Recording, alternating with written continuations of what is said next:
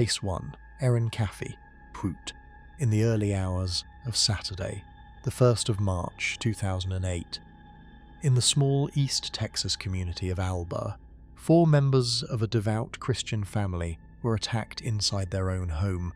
Father survived, gravely wounded, after crawling roughly 300 yards through the woods to a neighbour's front door. His wife and his 2 younger sons did not survive. The eldest child, a 16-year-old daughter named Erin Caffey, was found at the scene presenting herself as the family's only uninjured survivor. Within 24 hours of that, 3 other young people were in custody, and all 3 of them separately were naming Erin as the person who had ordered the killings. Erin Michelle Caffey had been born on the 27th of July 1991. By the spring of 2008, she was 16 years old, the eldest of 3 children in a devout Christian family in rural Rains County, Texas. Father, Terry Caffey, was studying part-time for the ministry. Family attended Miracle Faith Baptist Church. Penny, her mother, played piano at services. 13-year-old brother Matthew, who everybody called Bubba, played harmonica. Her 8-year-old brother Tyler played guitar. Erin sang. The 3 children had been homeschooled with a Bible-based curriculum for the previous 3 years, and Erin had re-enrolled at Rains High School about 6 weeks before the killings. Reverend Bobby Lewis, the school counselor at Rains, would later spend hundreds of hours counseling Erin in jail. He told the magazine Texas Monthly that you could not have paid Erin, in the months before the killings, to say a single negative thing about her parents, he said. On the record that he still longs for the day he understands what was hurting her badly enough to make the decision she made. That picture of the Erin who had existed before the late summer of 2007 came from everybody who knew her at the church. Her singing voice had been a feature of the Miracle Faith services. She had been on the worship team. Grandfather, who would die only weeks before the killings, had been among her most public supporters. The neighbours, in the months before the night that killed her family, described her as fundamentally pretty, polite, and respectful. None of them, in the days after, said they had seen anything like this coming.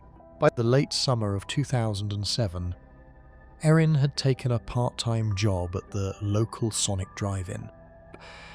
There, in the warm evenings of that summer, she met an 18-year-old named Charlie Wilkinson. They began dating. By December, Wilkinson had given her his grandmother's ring as a kind of promise ring. February of 2008, Penny Caffey discovered Wilkinson's social media page, which contained references to sex and to alcohol, and she ordered Erin to end the relationship. Erin would not end it at the time of that order.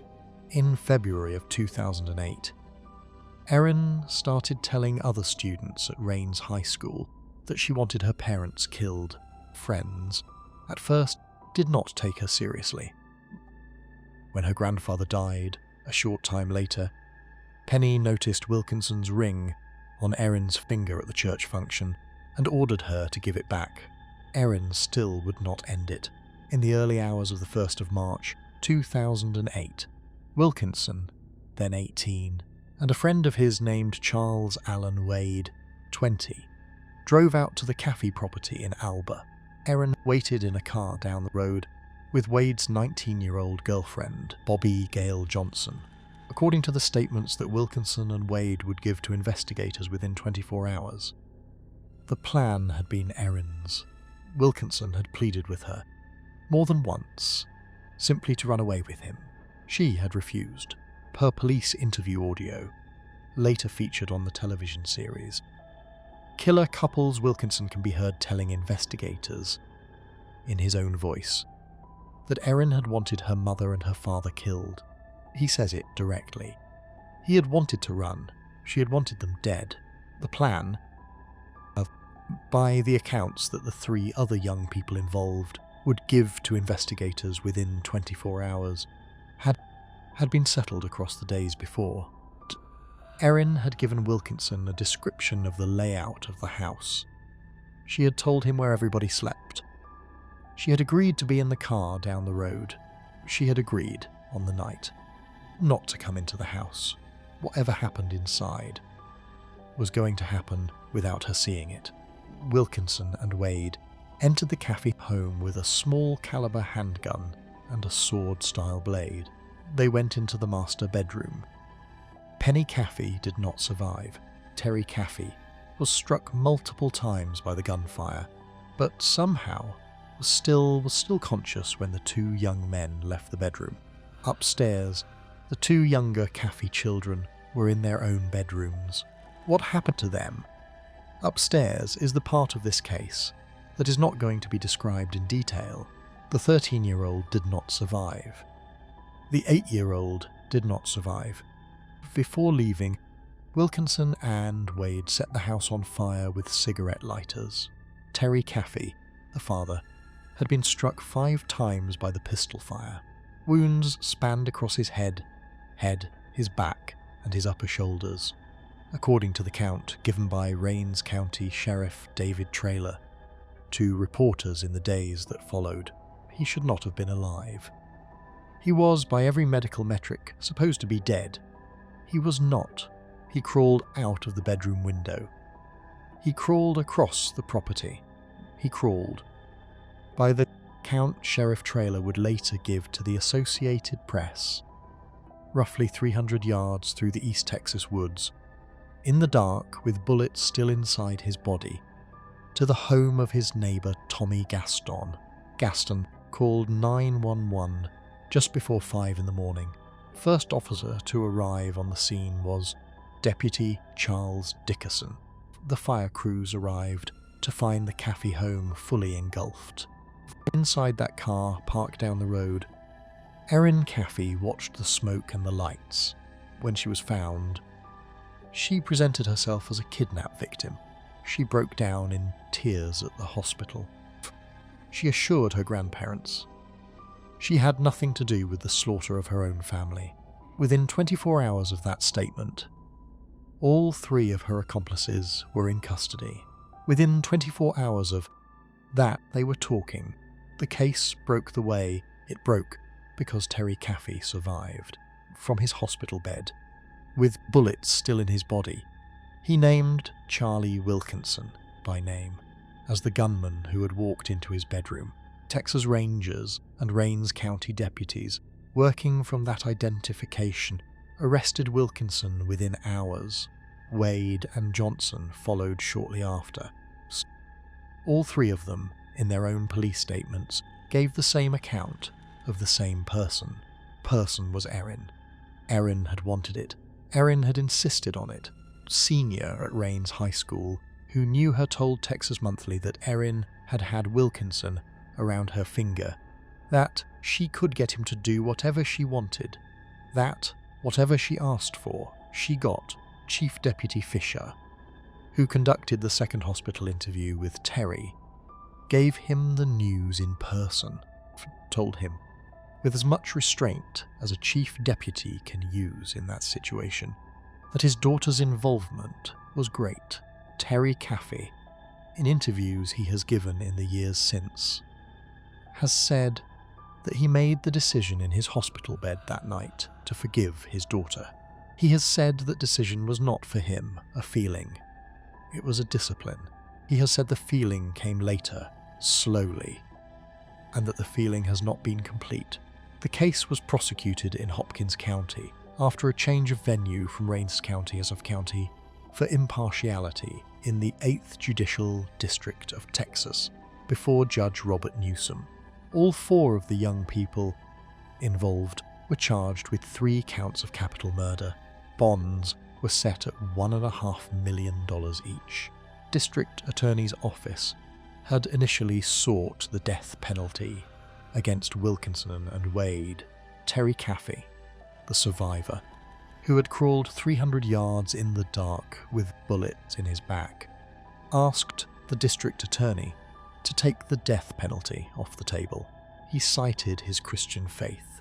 In November of 2008, Charlie Wilkinson and Charles Allen Wade pleaded guilty in exchange for life sentences without the possibility of parole.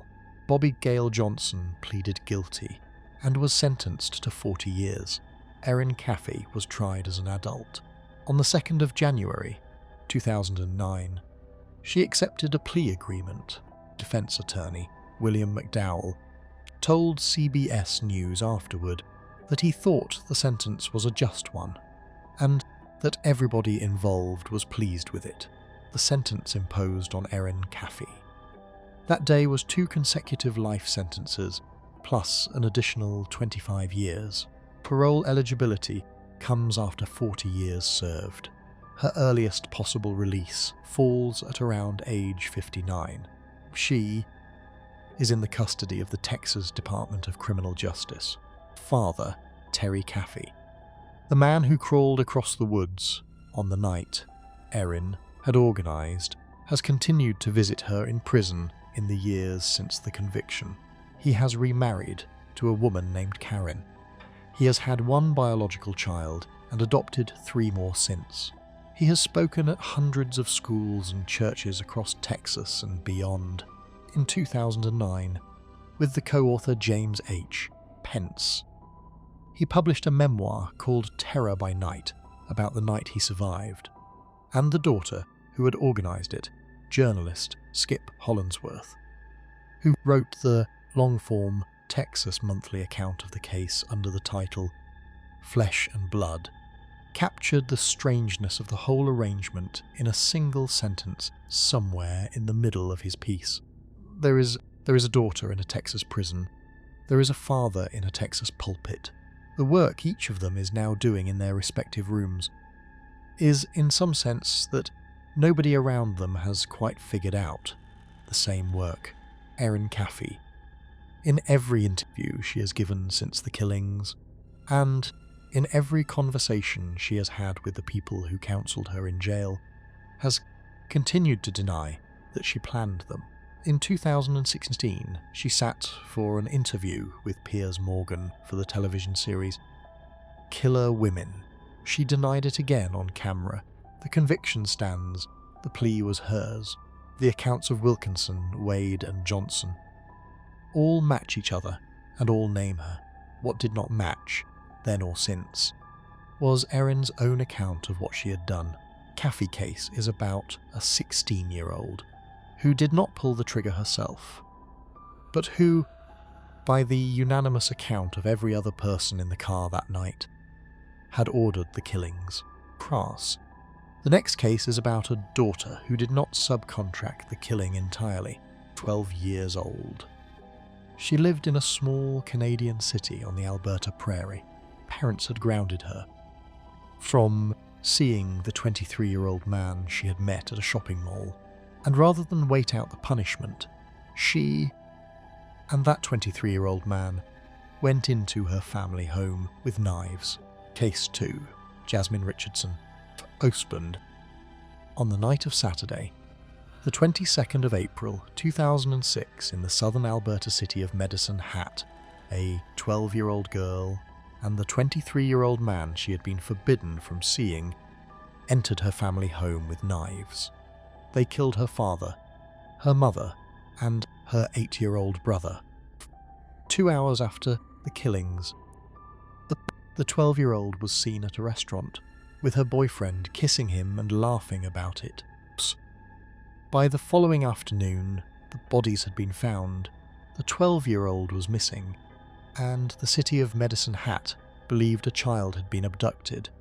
She was, in fact, halfway across Saskatchewan, in his pickup truck, free of the rules she had been told she had to follow. The 12-year-old's name was Jasmine Richardson. She had been born on the 21st of October, 1993. Father, Jean-Marc Richardson, who everybody called Mark, was 42. Her mother, Deborah Richardson, was 48. Her younger brother was 8 years old. His full name was Tyler Jacob Richardson. But the family had always called him Jacob. Mark and Deborah had both, by their own accounts, to neighbours and to family, been recovering addicts in earlier parts of their lives. They had met at a Sudbury gym in the early 1990s. They had built, by the standards of the small Alberta cities they had moved through, a stable working life. Mark had been promoted in 2005, and the promotion had brought the family from Okotoks to Medicine Hat. Deborah had been a homemaker. The family had, at one point in the years before, relied on the food bank in Sudbury. By 2006, that period of their life was behind them. Mark had been working for an oil company in Sudbury, Ontario, before the family came west. The move to Okotoks, and then to Medicine Hat in 2005 after his promotion, had been the family's first sustained period of economic stability. Mark had been 42 years old at the time of the killings. Deborah had been 48. 4 of them had been living in a working-class neighbourhood in the south end of Medicine Hat. The neighbours, in the days that followed, all said versions of the same thing. Mark had been a devoted father. Deborah had taken her younger son, in particular, to be the centre of her life. Jacob, the 8-year-old, had been the kind of boy who had to be physically dragged inside at the end of the day. Jasmine, by the start of 2006, was 12 years old and had become, in the way that some children that age become, fascinated with a particular subculture. She had a profile on the social media site vampirefreaks.com. She wore dark clothing. She was up late at night on the family computer. She was sneaking out of the house. In January of that year, at the local Medicine Hat Mall, she met a 23-year-old man named Jeremy Allen Steinke. He had been living in a kind of self-styled goth and vampire persona of his own. He had told friends he believed himself to be, in some metaphysical sense, a 300-year-old werewolf. He was 11 years older than Jasmine. He was 23 years old. She was 12. Steinke had grown up in a struggling family in southern Alberta. He had cycled through low-paying jobs. He had a profile on the same social media site Jasmine had used. On his profile, in the manner of certain online subcultures of that period, he had styled himself in vampire and werewolf imagery. He told friends on the record that he believed himself to be, in some metaphysical sense, a 300-year-old werewolf. Claim was, by every available account, sincerely meant. He kept a notebook of song lyrics he had written under that persona. The fact that a 23-year-old man had built his identity around a self-styled werewolf folklore and was now dating a 12-year-old did not, in the early months of 2006, alarm anybody in his circle of friends. Spring of 2006. Mark and Deborah Richardson had figured out, in the way that parents figure these things out, what was going on. They confronted her about the relationship. They grounded her. They confiscated her electronics. They took her phone. Deborah, in conversations with friends, was distressed and frightened by what she had discovered. In the weeks before the killings, Steinke would later tell investigators he had witnessed Jasmine attack her own brother. Jacob had told a family friend, in confidence, that he was afraid of his older sister. Mark and Deborah Richardson did, in those weeks, what parents do. They tried to take back the household. They grounded their daughter. They told her she could not see this man again. Poured. And on the night of the 22nd of April, 2006, Jasmine and Steinke watched the Oliver Stone film Natural Born Killers together. Then they walked into the family home with knives. Steinke went into the basement, where Deborah Richardson was. He attacked her there. Mark Richardson, hearing his wife scream, came downstairs to help her, and Steinke attacked him as well. The medical examiner would later determine that Deborah had been attacked 12 times, and Mark 24 times. In some of the wounds in Mark's back, the knife had been driven so deeply that the blade had bent against the bone. Upstairs, on his own bed, the 8-year-old Tyler Jacob Richardson tried to defend himself with his most prized possession, which was a toy lightsaber from the Star Wars films, the kind that lit up and made the noise. He was a Star Wars fan. He had a neighbour named Gareth, who he routinely played at being a Jedi Knight with. He did not survive what was done to him in his own bedroom. The toy was found in the room with him. About 2 hours after the killings, Jasmine and Steinke went to a local restaurant. Witnesses there later told police that the two of them had been laughing and kissing, and that nothing in their demeanour had given any indication of what they had just done. The next afternoon, the 23rd of April, an 8-year-old neighbour named Gareth came to the Richardson home to see if Jacob could come out and play. Through a window of the basement, he saw Deborah. He ran home. His mother called the police. Inspector Brent Sekendiak of the Medicine Hat Police Service responded. The officers found Mark and Deborah in the basement.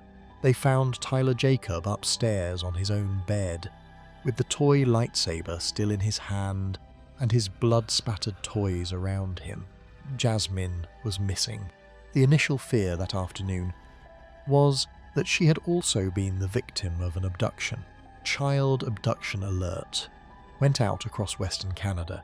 Child abduction alert was not what she was. On the 24th of April, Jasmine Richardson and Jeremy Steinke were arrested at a convenience store in Leader, Saskatchewan, about 130 kilometres east of Medicine Hat. A pickup truck. They had been fleeing in a pickup truck driven by a 19-year-old friend of Steinke's named Casey Lancaster, who would later be charged as an accessory after the fact.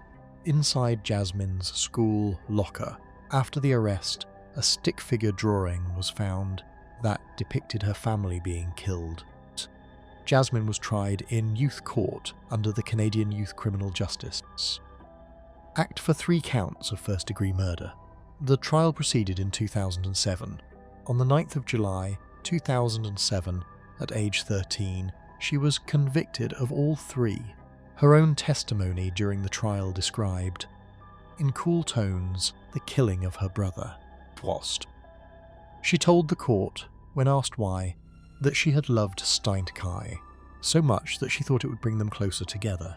She added, at a separate point in her testimony, that she had killed her younger brother herself, because leaving him alive without parents would have been, in her view, too cruel. Jeremy Steinke was tried separately in Calgary in November and December of 2008. On the 15th of December 2008, the jury convicted him on all 3 counts. He was sentenced to 3 concurrent life sentences with no parole for 25 years. Canadian public debate that followed the case did not focus on Steinke. It focused on Jasmine. The Youth Criminal Justice Act in Canada caps the sentence for any homicide committed by a person under the age of 18 at 10 years total. Jasmine, having been 12 at the time of the killings, was the youngest person in Canada ever convicted of multiple first-degree murder counts. And she was bound by that 10-year cap. Editorial pages across the country argued for and against whether the cap was appropriate for a triple homicide. The argument did not result in legislative change. Cap, as a matter of Canadian law, remains in force. While incarcerated, he legally changed his name to Jackson May, in honour of his mother Jacqueline May, who died in March of 2016. Jasmine Richardson, because she had been 12 at the time of the killings, was sentenced under what Canadian law calls an intensive rehabilitative custody and supervision order, maximum youth sentence available in Canada for a homicide of any kind is 10 years. She served that 10 years and was released on the 6th of May 2016 into the community under a court-ordered conditions regime that was itself lifted shortly thereafter. Her identity, because she was a minor under Canadian law when she committed the killings, is protected. In Canadian media coverage, she is known publicly only as JR. She is the youngest person in Canada ever convicted of multiple first-degree murder counts. Canadian justice officials, including those who worked her file, have called her, on the record, a poster child for rehabilitation. Richardson family's surviving relatives have not used that language. Book Runaway Devil by the Calgary Herald reporters Robert Remington and Sherry Zickerfoos was published by McClelland and Stewart in 2009 and remains the definitive account of the case. CBC Current Affairs program. The Fifth Estate produced a documentary segment about Jasmine's eventual release. Mark and Deborah Richardson are buried in Sudbury, Ontario, where Mark had grown up. Canadian justice system's handling of the case, the conviction of a 12-year-old, the maximum 10-year youth sentence, the protected anonymity under the YCJA, has remained a subject of debate inside Canadian criminology circles in the years since the killings. Case is now taught as a case study in juvenile justice courses in Canadian universities. A phrase that recurs in the academic literature is the same one Canadian justice officials used at the time of Jasmine's release. Tyler Jacob Richardson is buried with them. Gareth, the 8-year-old neighbour, who came to play that Sunday afternoon, and who saw what nobody his age should ever see through a basement window, is presumably a young adult now. The Richardson case is about a 12-year-old who could not accept being grounded from a relationship her parents had told her she could not have. The next case is about a 16-year-old who, when her parents obtained a court order forbidding her from seeing her boyfriend, and telephoned that boyfriend the next morning and told him in so many words to come over and kill her mother. If these are the kind of breakdowns you want more of, hit subscribe. It is free, and it is what keeps this channel running. Case 3. Marlene Olive. On the morning of Saturday, the 21st of June, 1975, in the prosperous Terra Linda neighborhood of San Rafael, California, in Marin County, a 16-year-old picked up the phone and called her 20-year-old boyfriend. She told him to get his gun. She told him they had to kill her mother that day. A few hours later, both of her parents were dead inside the family home on Hibiscus Way. A few hours after that, both bodies were stuffed into the back of her parents' car, driven to a state park outside the city, and burned in a barbecue pit. Case would become known to a generation of Bay Area newspaper readers as the Barbecue Murders. 16-year-old's name was Marlene Louise Olive. She had been born on the 15th of January 1959 in Norfolk, Virginia, and adopted as a newborn by James Olive, who went by Jim, and Naomi Olive. Jim had been an executive for the petroleum companies Conamni, Tenet, and Gulf Oil, and the family had spent most of Marlene's childhood in Guayaquil, Ecuador, where Jim had been posted. In 1973, when Jim lost his job, the family had moved to the Terra Linda community of San Rafael in Marin County, north of San Francisco. Jim, by that point, was a self-employed business consultant. Naomi, by every account that survives her, was struggling. She had, in the language of the period, what was widely believed to be schizophrenia. She had a drinking problem. Relationship with her teenage daughter had deteriorated into something that the people who knew them both described, without any hedging, as openly violent on both sides. The Olive family's Ecuador years had not, by any account, been ordinary either. Naomi had been institutionalized more than once. The household staff in Guayaquil had, on a number of occasions, called the company doctor at Teneco to come and help. Family's return to California in 1973 had been, in a sense, a homecoming for Jim, who had grown up in the Bay Area, and a banishment for Naomi, who had built whatever stability she had managed inside the small expatriate community in Guayaquil, and now found herself alone in a Marin County subdivision among neighbours she did not know. Marlene was 14 at the time of the move. She had been raised primarily by Latin American household staff.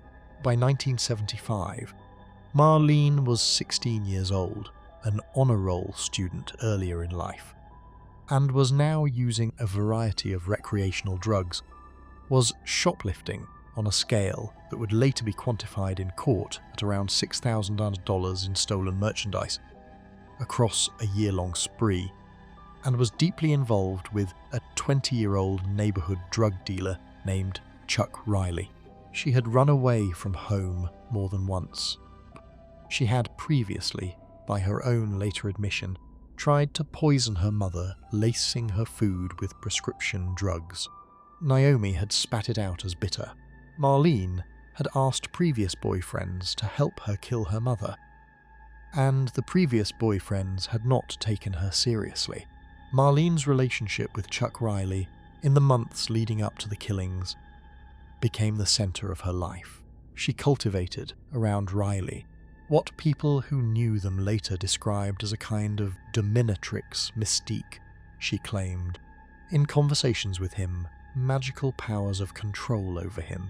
Riley, an emotionally pliable 20-year-old who had been smitten with her from the first time the two of them met at a school carnival, by every account believed her. Their relationship had, by the spring of 1975, become a closed loop in which Riley had begun to treat her instructions as the binding instructions of his life. Post. In March of 1975, Marlene and Riley had been arrested together for the shoplifting. In May of that year, Riley had been arrested a second time for controlled substance possession and for a sawed-off shotgun. Jim Olive, by then nearing the end of his patience, obtained a court order forbidding Riley from ever entering the Olive home or seeing Marlene again. He told Riley, in a confrontation between the two of them, that if he ever caught Riley near his daughter again, he would kill him. On the morning of Saturday, the 21st of June, 1975. After another fight between Marlene and her mother that night, Marlene Olive telephoned Chuck Riley. The phone call she made that morning has, in the years since, become one of the more chilling moments in California criminal history. She told him to come over. She told him to bring his gun. She used a word for her mother that does not need to be repeated here. She told him they had to do it that day. She left a side door of the house unlocked. She left a claw hammer out for him. She arranged to take her father out shopping so that her mother would be home alone. Chuck Riley, then 20 years old, came into the Olive house through the unlocked door. He attacked Naomi Olive, who was asleep on a couch, with the claw hammer. The hammer had not finished her. He used a kitchen knife as well. The knife did. Jim Olive and Marlene came home before Riley had finished cleaning up. Jim went into the living room to find his wife dead, and Riley in his house. Jim tried to intervene. Riley shot Jim at close range with a small caliber revolver. Marlene Olive and Chuck Riley loaded both bodies into the back of the family car. They wrapped them in rugs. They drove them out to China Camp State Park, on the western edge of San Pablo Bay, and they put both bodies into an abandoned masonry pit that had once been used as a barbecue. They doused both bodies with gasoline. They lit the fire. They drove home. In the early hours of the following morning, a San Rafael firefighter named Vink Torini, on patrol in China Camp State Park, found the barbecue pit still smouldering. He assumed it had been left by hunters roasting a deer, doused the area, threw some ashes over the wall, and went on. Bodies were not found that morning. The fire did not betray them. About a week later, Jim Olive's business partner, who had been unable to reach him at the office or at home for days, filed a missing persons report with the San Rafael Police Department. The investigation that followed, under the joint authority of San Rafael Police and the Marin County Sheriff's Office, led detectives back to the Olive home, which was in disarray, and to a daughter who, in a series of police interviews, gave wildly contradictory accounts of where her parents had gone. She told detectives that her parents had taken a trip to Lake Tahoe. She told them that her father had killed her mother and fled. She told them that her mother had killed her father.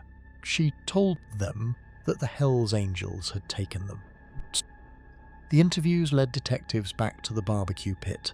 Dr. Roger Hagler, a professor of physical anthropology at San Francisco State University, examined the calcined remains in the pit and identified them as 2 adults. The remains were identified as Jim and Naomi. Chuck Riley confessed on tape soon after his arrest. He took responsibility for both killings. Marlene Olive's defense team, when the case got to trial, would later argue that Marlene herself had wielded the claw hammer that killed her mother. The historical record on which of the 2 struck the fatal blows to Naomi has remained, in the decades since, openly disputed. Chuck Riley was tried in Marin County Superior Court. The jury trial began on the 30th of October 1975 and ran for 7 weeks.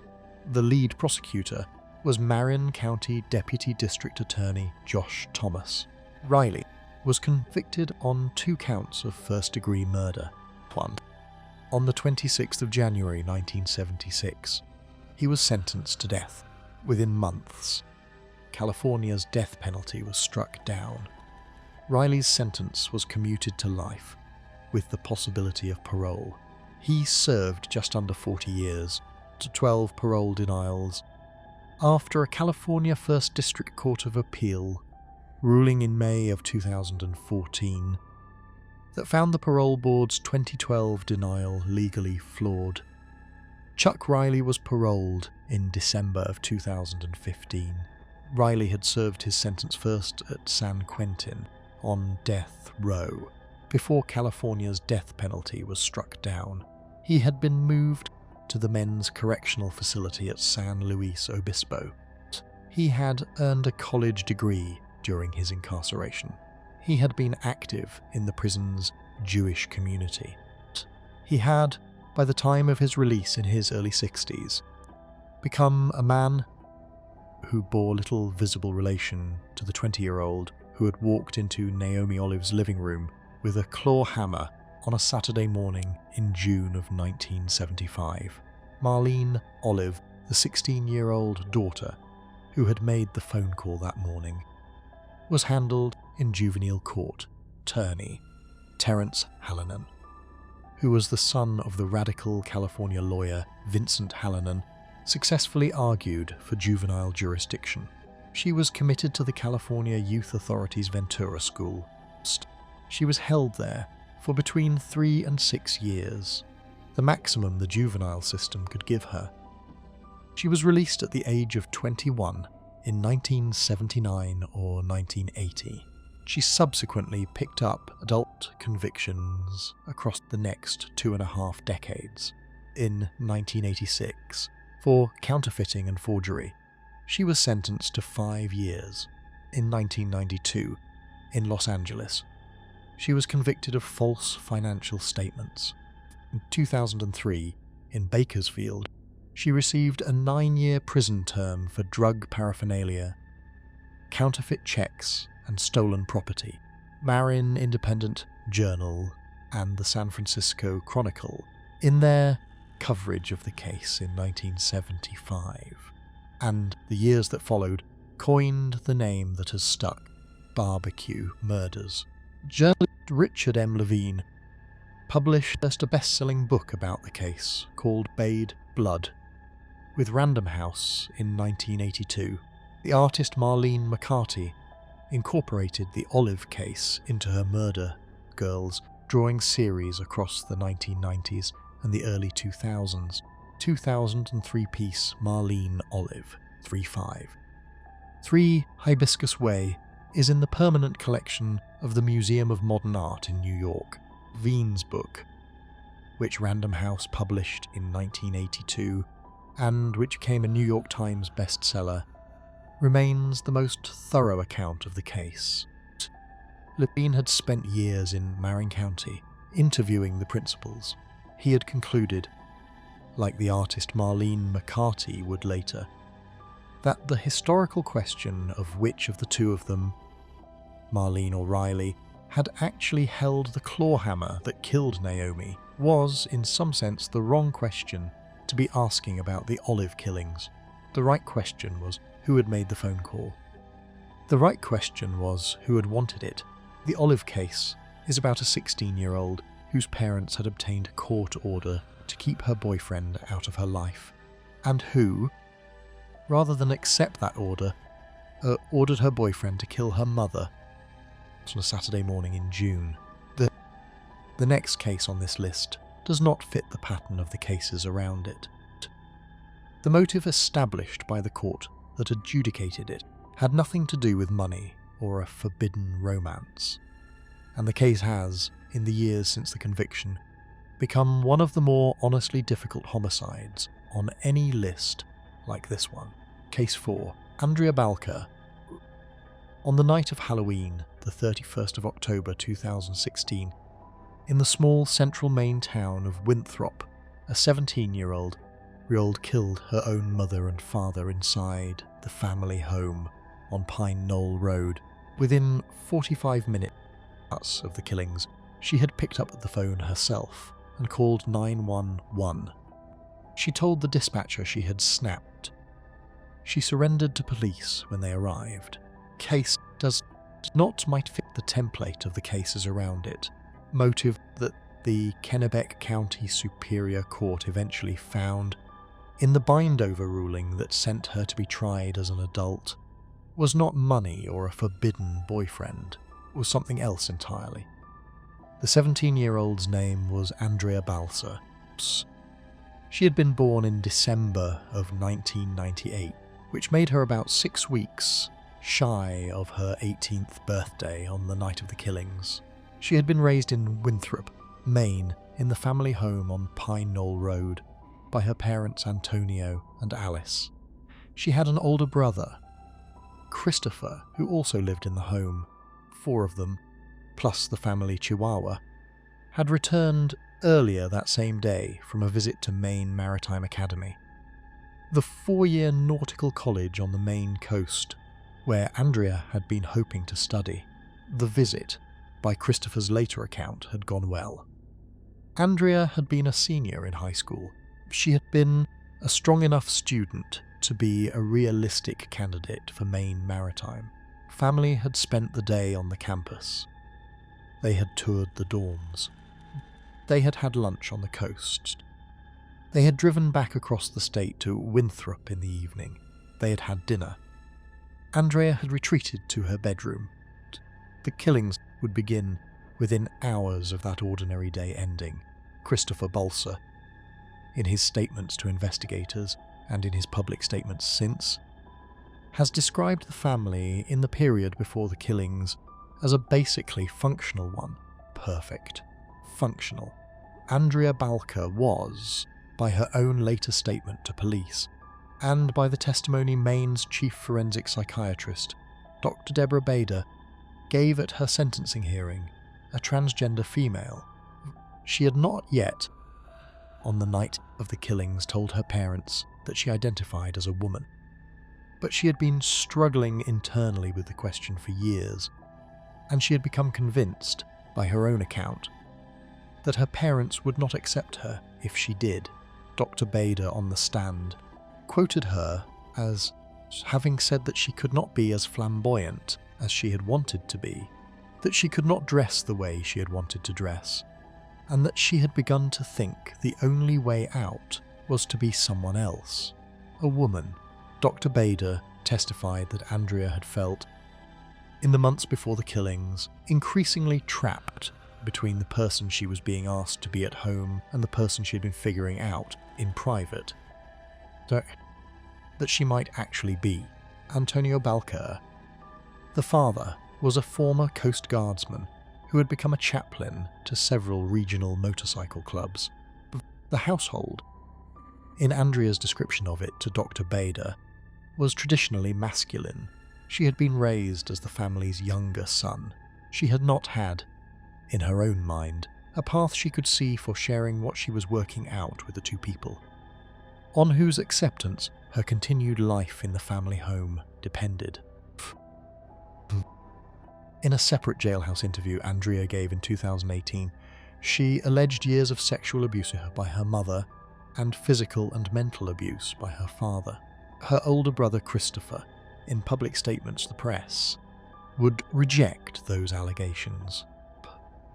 In the 2018 interview conducted before her sentencing, Andrea told the journalist that her mother had abused her sexually across years of her childhood, and that her father had abused her physically and mentally. Christopher Balcer, who had grown up in the same house, told reporters that he had not seen any of what Andrea had described, and that he believed the allegations were not true. Christopher's position throughout has been that he loved his parents, that he loved his sister, that he was the only person in the family who survived the night his sister chose, and that the public should hesitate to accept, on her word alone, claims about people who can no longer answer them.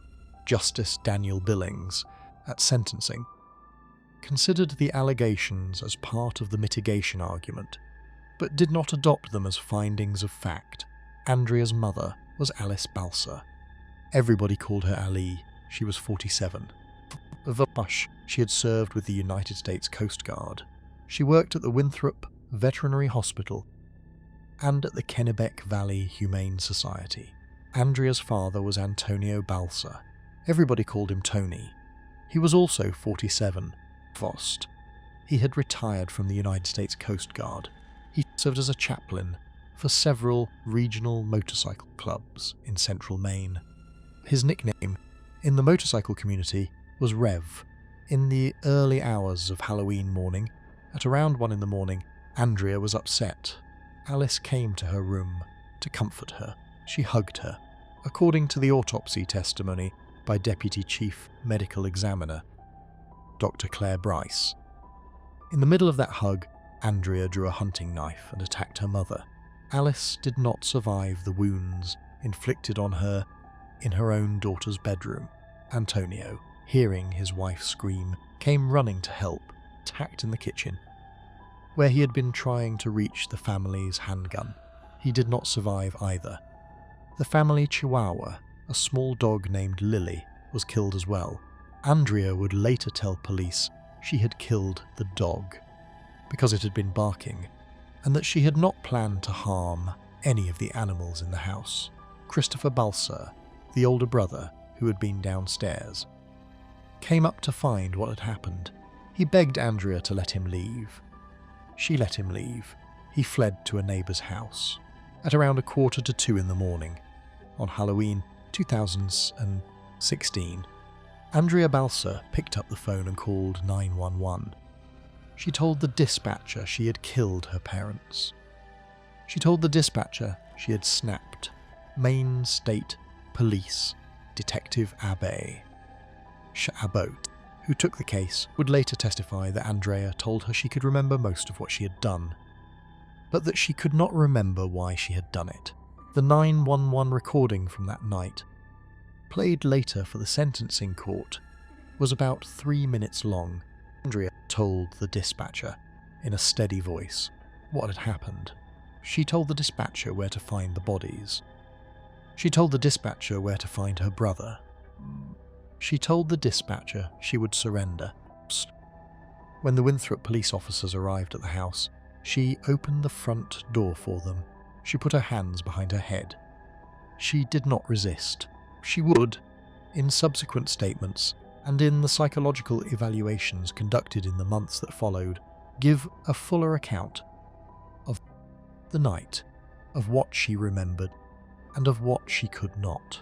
The night had been in her telling, not the explosion of a fully formed plan, but the breakdown of a teenager who had been carrying, in silence, the question of who her parents would let her be. The case was indicted in Kennebec County Superior Court on the 22nd of December 2017, after Judge Eric Walker bound her over for trial as an adult. In his bind-over ruling, Judge Walker wrote that the only possible motive for the killings appeared to be Andrea's perception that her parents would not support her with her gender identity issues. Christopher Balser publicly disputed the framing. He said in interviews that he believed his parents probably would have rallied to Andrea's side had they known Christopher is right. About how Alice and Antonio would have responded is the kind of question that the night of the 31st of October 2016 foreclosed forever. Andrea Balker pleaded not guilty in January of 2018, and then on the 19th of September 2018 changed her plea to guilty. The charges were 2 counts of intentional or knowing murder and 1 count of aggravated cruelty to animals. Sentencing hearing was held on the 4th of December 2018 at the Capitol Judicial Center in Augusta before Superior Court Justice Daniel Billings. Prosecution was led by Assistant Attorney General Robert Ellis, who went by Bud, with Assistant Attorney General Meg Elam. The defense was led by the Augusta Attorney Walter McKee, who went by Walt. Justice Billings sentenced her to 40 years in prison. Under Maine law, she could not be sentenced to life because she had been a juvenile at the time of the killings. The minimum the law would have allowed was 25. The maximum Ellis had sought was 55. Justice Billings settled at 40. Christopher Balser, the surviving brother, addressed the court at sentencing. He told Justice Billings that, in his view, leniency in cases like his sister's just put remorseless killers back on the street. Andrea's earliest possible release date, with good time, falls on the 5th of July 2051, when she will be in her early 50s. Walter McKee, the defense attorney, had argued at sentencing for a lower number than the 40 Justice Billings settled on. He had asked the court to weigh his client's age at the time of the killings, her gender identity struggles, her clean prior record, and the abuse allegations she had made in the jailhouse interview. Prosecution, through Bud Ellis, had argued for 55. Justice Billings, in the eventual sentence, had landed roughly in the middle. The Maine Department of Corrections, by statute, had been required to evaluate Andrea's housing under its own gender dysphoria protocols. That evaluation took several years. In November of 2022, the Maine Department of Corrections completed its gender dysphoria review and moved her from Maine State Prison to the women's section of the Maine Correctional Center. The transfer, when the Maine Department of Corrections announced it, drew local press coverage from the Bangor Daily News and from the Maine television station WGME. No state legislation followed the case. Town of Winthrop, by every account, has not built a public memorial for Alice and Antonio Balser. There is no roadside marker on Pine Knoll Road. There is no annual remembrance event in the local Coast Guard community. Balser House, in the years since the killings, was sold by Christopher, and a new family lives there now. Balser case is the outlier on this list. Killing of 2 parents by a child is the through line. classic motive of money, of a forbidden boyfriend, of a refusal to accept household rules around relationships, was not the engine here. The motive established by a court that adjudicated her was a teenager's fear, accurate or not, that the people who had raised her would reject her for who she was becoming. Next case on this list takes us back to the classic frame. Wealthy daughter. A $1.5 million trust fund she could not yet touch. A mother who had been controlling her access to that money. And a luxury hotel in Bali. True crime breakdowns like this are what you came here for. Hit subscribe. Costs you nothing, and it is the simplest way to make sure the next case finds you. Case 5. Lost. Heather Mack. On the morning of Tuesday, the 12th of August, 2014. At the 5-star St. Regis Bali Resort in Nusa Dua, Indonesia, the daughter of a wealthy Chicago socialite and her American boyfriend killed the daughter's mother inside her hotel room. They wrapped the body in a bedsheet, stuffed it into a black suitcase, and loaded the suitcase into the back of a Bali taxi. They told the driver to wait. They walked back into the hotel and ran. The driver, suspicious about the suitcase, looked closer, saw blood, and drove it to the local police station. By the next morning, the 18-year-old daughter and her 21-year-old boyfriend had been arrested at a nearby motel. Heather Lois Mack had been born on the 11th of October, 1995, in Oak Park, Illinois. She was the only daughter of 2 parents who, by every account in the public record, had been unusually old to have a child together. Father, James Mack, was a jazz musician and composer of some renown in the Chicago music community. He had been born in November of 1929. He had died of a pulmonary embolism on a family vacation in Greece in August of 2006, when Heather was 10 and he was 76. Her mother, Sheila Ann von Wieser, was a white Chicago socialite from a graduate-educated background who had been more than 2 decades younger than James. James had been African American. Sheila had been white. By 2014, Sheila was 62, a member of the Caxton Club, a widow, and the legal guardian of a difficult teenager. Sheila and James had been an unusual couple by the standards of either of their communities. James had been a published jazz composer with credits in the Chicago music scene going back to the 1950s. Sheila had been a society wife with 2 graduate degrees, one in business and one in social work, and had been a member of the Caxton Club, the century-old Chicago Bibliophile Society. James had been almost 23 years older than Sheila.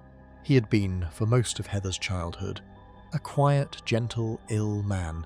His death in 2006, on the family vacation in Greece, had been the event that had organised the rest of Heather's life. How difficult became a matter of public record through a Freedom of Information request, and to the village of Oak Park, the Chicago Sun-Times confirmed that the Oak Park Police Department had been called to the Mack home on Linden Avenue 86 times. Since January of 2004, calls had covered domestic disputes, theft and missing person reports. In January of 2010, 14-year-old Heather had allegedly punched her mother's broken ankle. In January or February of 2011, Heather had broken her mother's arm and had removed the phone cord from the wall to prevent her mother from calling 911. Heather had been arrested for that. In July of the same year, she had threatened her mother again. By the spring of 2014, Heather had dropped out of school, was partying at downtown Chicago hotels using her mother's credit card, and was, although she did not yet know it, pregnant. The Oak Park Police Department, by the spring of 2014, knew the Linden Avenue address by heart. Domestic incidents had been the most common reason for the calls. Missing persons reports for Heather had been the next most common. By the time Sheila booked the Bali trip in the summer of 2014, the trip was being presented to Sheila's friends as a final attempt to bond with her daughter. Sheila told a friend, in a conversation later relayed to the press, that she was paying for the trip with her own money because she did not believe Heather would otherwise come. In February of 2014, Heather began to seriously discuss with her boyfriend, Tommy Schaefer, the possibility of killing her mother, per a federal indictment unsealed. Years later, Schaefer texted a friend that Heather was crazy and that she had asked him to find someone to kill her mother for $50,000. $50,000 was real money. It was an offer. The money in the background of the case was the money James Mack had left when he died in 2006 in Greece. That money, in the years since, had grown after legal fees from a 2011 Royal Caribbean settlement related to James Mack's swimming pool injury and the medical negligence aboard a 2001 Mediterranean cruise that had eventually contributed to his death. Sheila von Wiese had received roughly $340,000 in her own name and an additional $500,000 as the sole beneficiary of James's estate. Total trust available to Heather, with restricted annual payments until age 30, was on the order of 1.5 to 1 and $0.6 million. Sheila controlled it. Heather wanted it.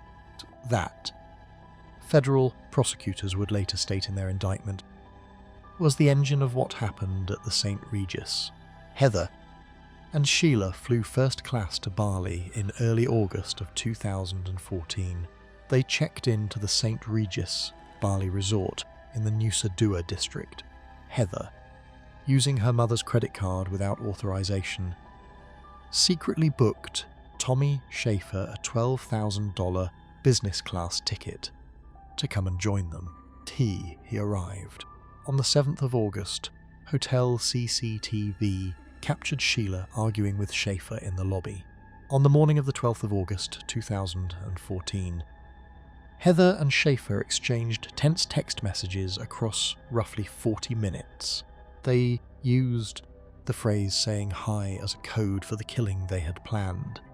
They referred to themselves in the messages as Bonnie and Clyde. Schaefer entered Sheila's hotel room. He attacked her with the metal handle of a hotel fruit bowl. The iron struck her repeatedly, and Sheila von Wiese did not survive.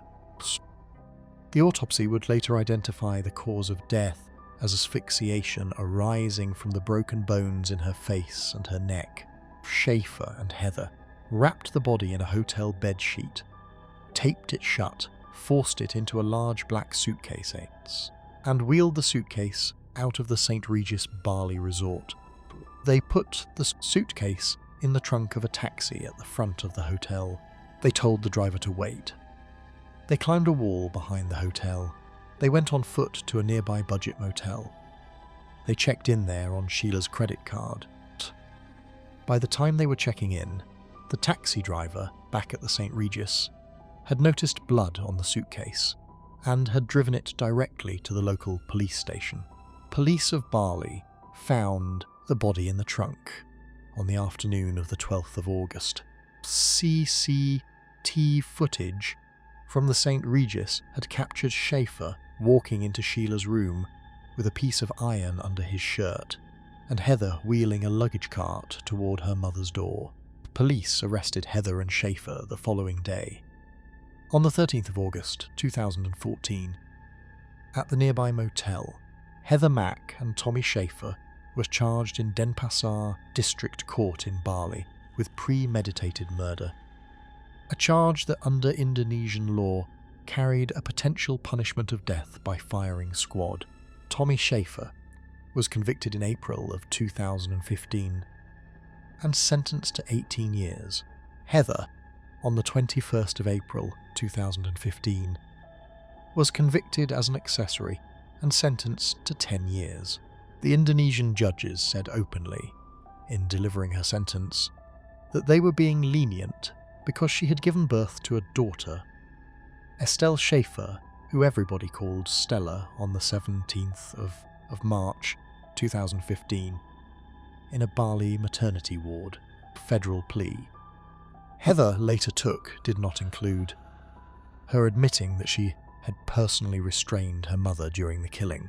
The role she did accept was that of conspirator. She had been the one who got Schaefer into the country. She had been the one who got him into the room.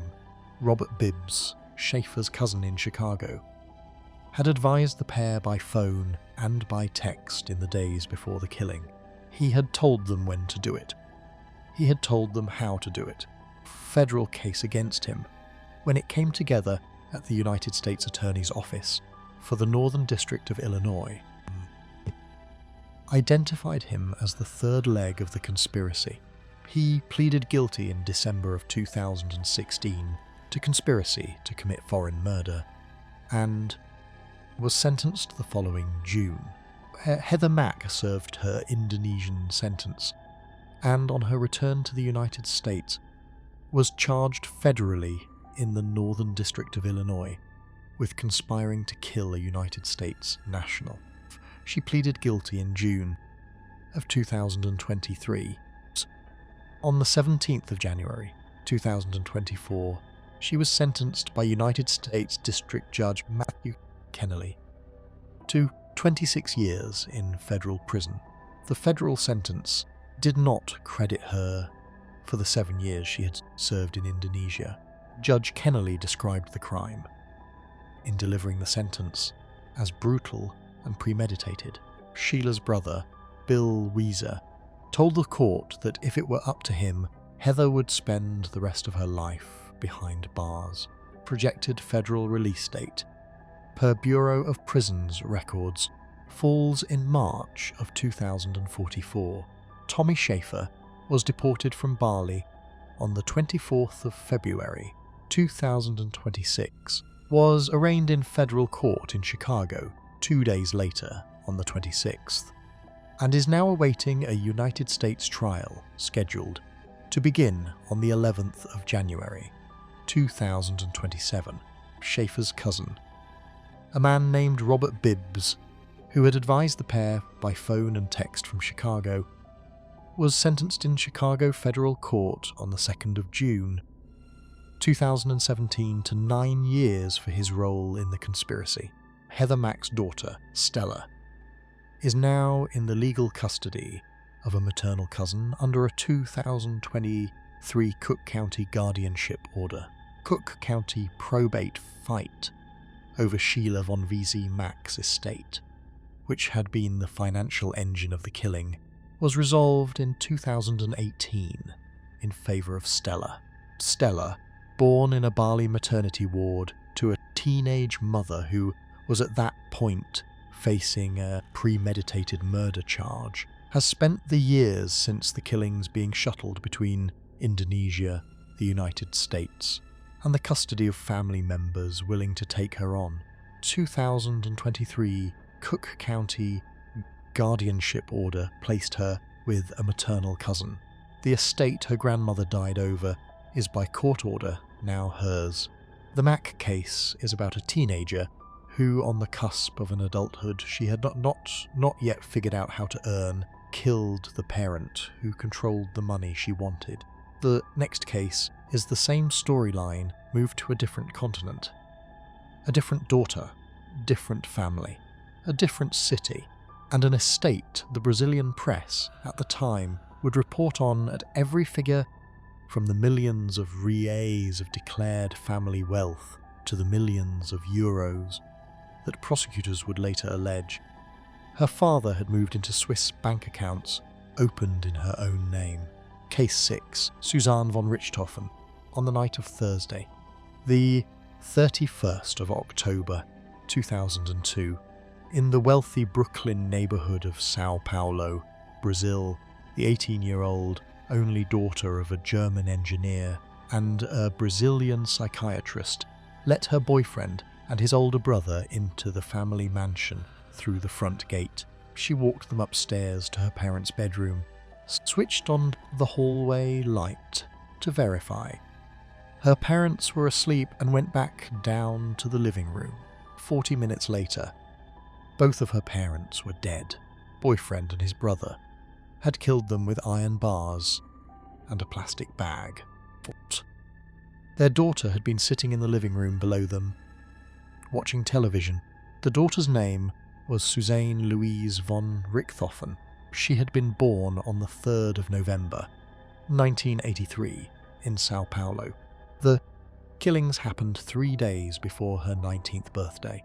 Father, Manfred Albert von Richthofen, was 49. He had been born in Erbach an der Donau in Baden-Württemberg, Germany, and had emigrated to Brazil as a young man.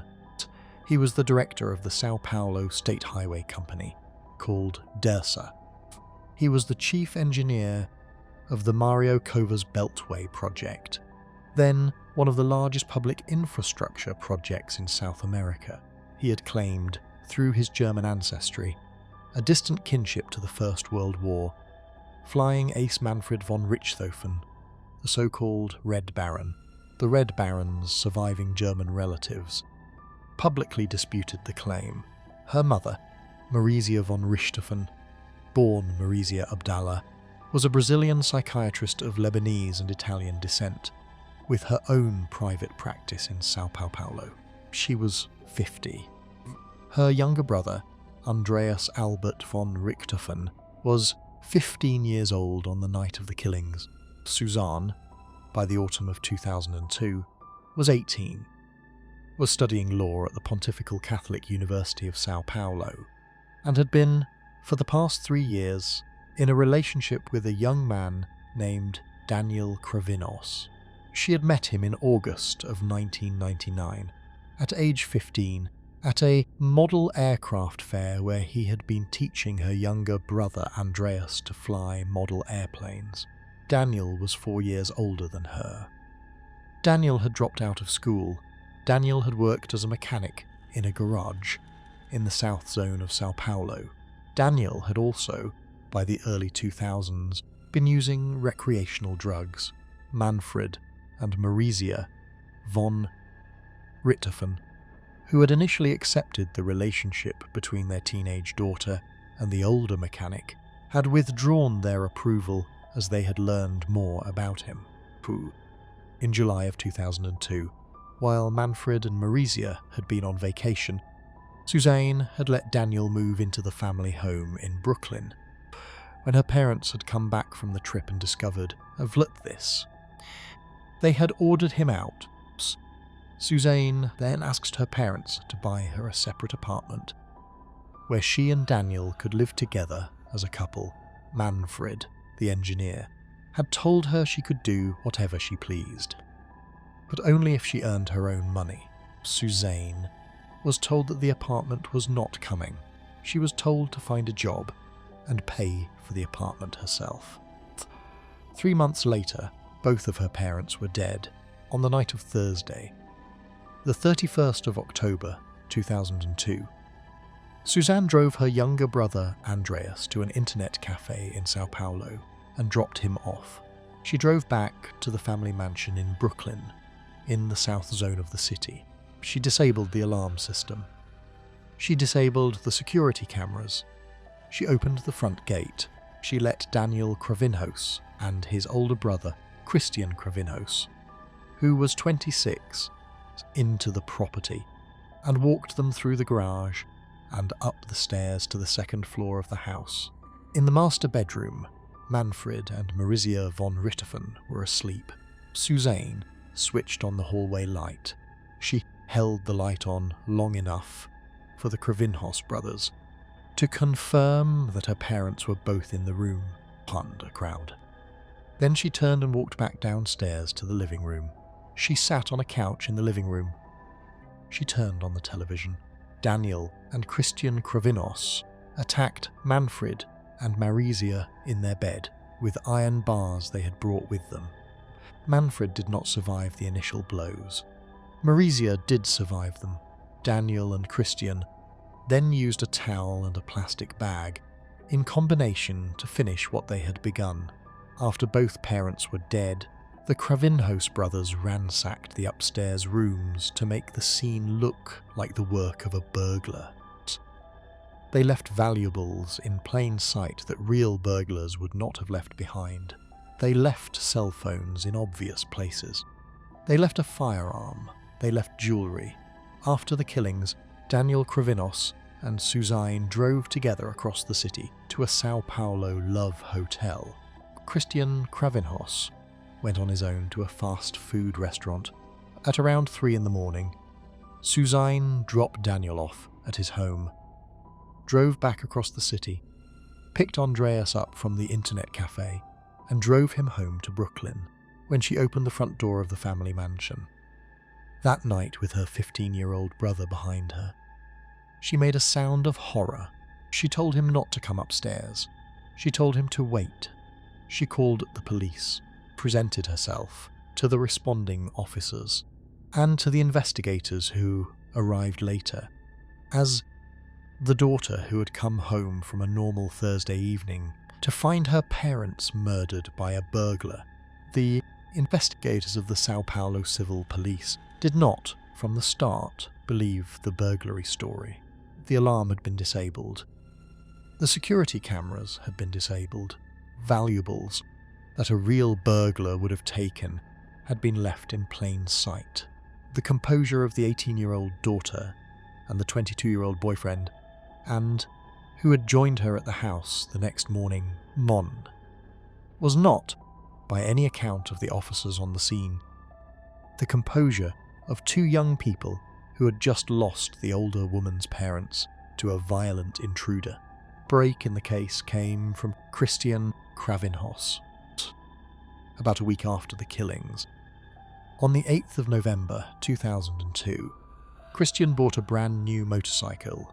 He paid for it in cash. He paid for it in United States $100 bills. Purchase in Sao Paulo at that time was conspicuous enough to attract police attention. The investigators followed the trail back. Within hours, all 3 of them, Suzanne, Daniel, and Christian, were in custody. Suzanne confessed within days of her arrest. The case was prosecuted in the first tribunal of the jury. In Sao Paulo, the lead prosecutor was Roberto Tardelli. The trial began on the 17th of July, 2006. Tardelli's theory of the case, presented to the jury across 5 days, was straightforward. Suzanne von Richthofen had wanted to get her hands on the money and the assets her parents had worked for. She had wanted her freedom and her independence without having to work for any of it. She had been the mastermind. Tardelli used that word, mastermind, in his closing argument. The jury accepted the framing. On the 22nd of July, 2006, all 3 defendants were convicted under Brazilian law of homicidio qualificado, the analogue of first-degree murder. Suzanne and Daniel Kravinhos were each sentenced to 39 years and 6 months in prison. Christian Kravinhos was sentenced to 38 years and 6 months. At trial, Suzanne had blamed Daniel for the killings, while the Kravinhos brothers had blamed her. The jury had not believed either side's version of the defense. The day after the verdict was delivered, Suzanne von Richthofen was photographed leaving the courthouse in Sao Paulo. The image that ran across the Brazilian press the following morning was of a tall young woman in a beige sweater, hair pulled back, expression composed, walking out between 2 officers of the court. Brazilian press had been camped at the courthouse across all 5 days of the trial. Case had been covered. By the time the verdict came down, with a thoroughness rivaled in Brazilian crime journalism by only a handful of comparable cases of the decade, the Kravinhos brothers were sentenced the same day. Brazilian law caps actual time served in any sentence at 30 years. and provides for a series of regime progressions for good behaviour during that time. Suzanne von Richthofen progressed through the Brazilian prison regime across the years that followed. In 2015, she was placed in semi-open detention. On the 11th of January 2023, after 20 years of incarceration in one form or another, she was placed in what Brazilian law calls regime aberto, the open regime, in which she was permitted to live in the community under conditions. She has, by reports in the Brazilian press in the years since her release, settled in Bragança Paulista, in the interior of Sao Paulo state, and later near the city of Angatuba. She runs a small handicraft and embroidery business. While she was still incarcerated, she married another inmate, a man who had himself been convicted of kidnapping. The Cravinhos brothers were both released in the early 2020s under similar progression rules. 2011, a Brazilian court ruled that Suzanne was unworthy to inherit her parents' estate under the heir unworthiness provisions of Brazilian civil law. Her share went to her younger brother Andreas. In 2018, a Brazilian judge denied her early release at one stage of the regime progression on the basis of a diagnosis of narcissistic personality disorder and, in the judge's own language, egocentrism. The estate Suzanne killed her parents for, with a declared family net worth of around 5.5 million reais, and prosecutors later alleging that her father had moved as much as 10 million euros into Swiss bank accounts, opened in her own name, on her 18th birthday, never came to her Brooklyn family house, reported in the Brazilian press at a valuation of around 400,000 reais, was eventually sold by Andreas. Andreas inherited everything that his sister had organised the killings to control. Two siblings have not, by any public account, spoken since.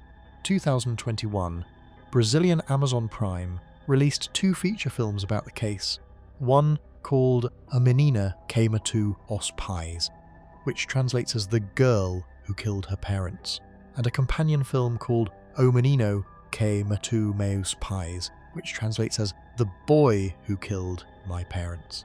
The 2 films told the story from the opposite perspectives of Suzanne and Daniel. In 2025, Amazon's Prime Video released a dramatic series about the case called Tremembé.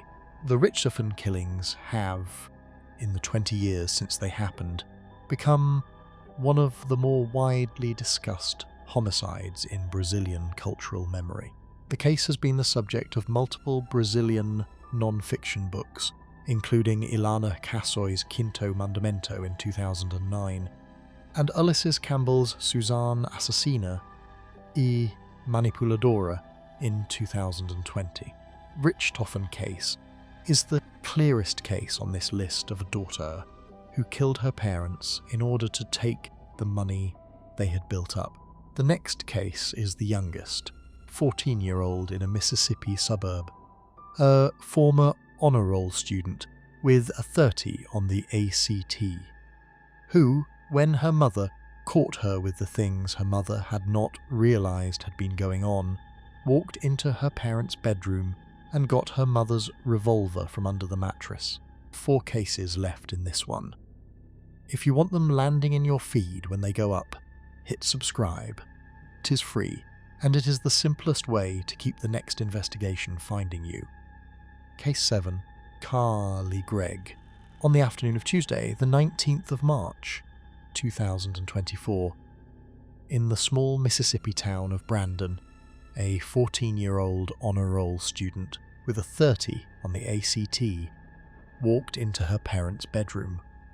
While her mother was searching her own room, she retrieved her mother's revolver from under her parents' mattress. She returned to the front of the house. Her mother did not survive what happened next. The 14-year-old then sat down at the kitchen counter on a bar stool, picked up her dead mother's phone and texted her stepfather to lure him home. When her stepfather walked through the front door, she fired at him too. He survived. 14-year-old got herself out the back door, jumped a fence, and ran. 14-year-old's name was Carly Madison Gregg. She had been born on the 23rd of April, 2009. Her mother, Ashley Nicole Smiley, was 40 years old. She had taught algebra at Northwest Rankin High School, the same school where Carly was a student. Ashley had taught at the school for more than a decade. She had been named the Student of the Year at her own previous middle school. Carly's stepfather, Heath Smiley, was a physical therapist. He had married Ashley in 2020 after Ashley's divorce from Carly's biological father, Kevin Gregg, who had, by Heath Smiley's later testimony, his own history of substance use.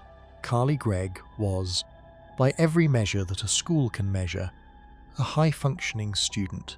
She had skipped 4th grade. She had scored a 30 on the ACT as a 14-year-old. She had been the Student of the Year at her previous middle school.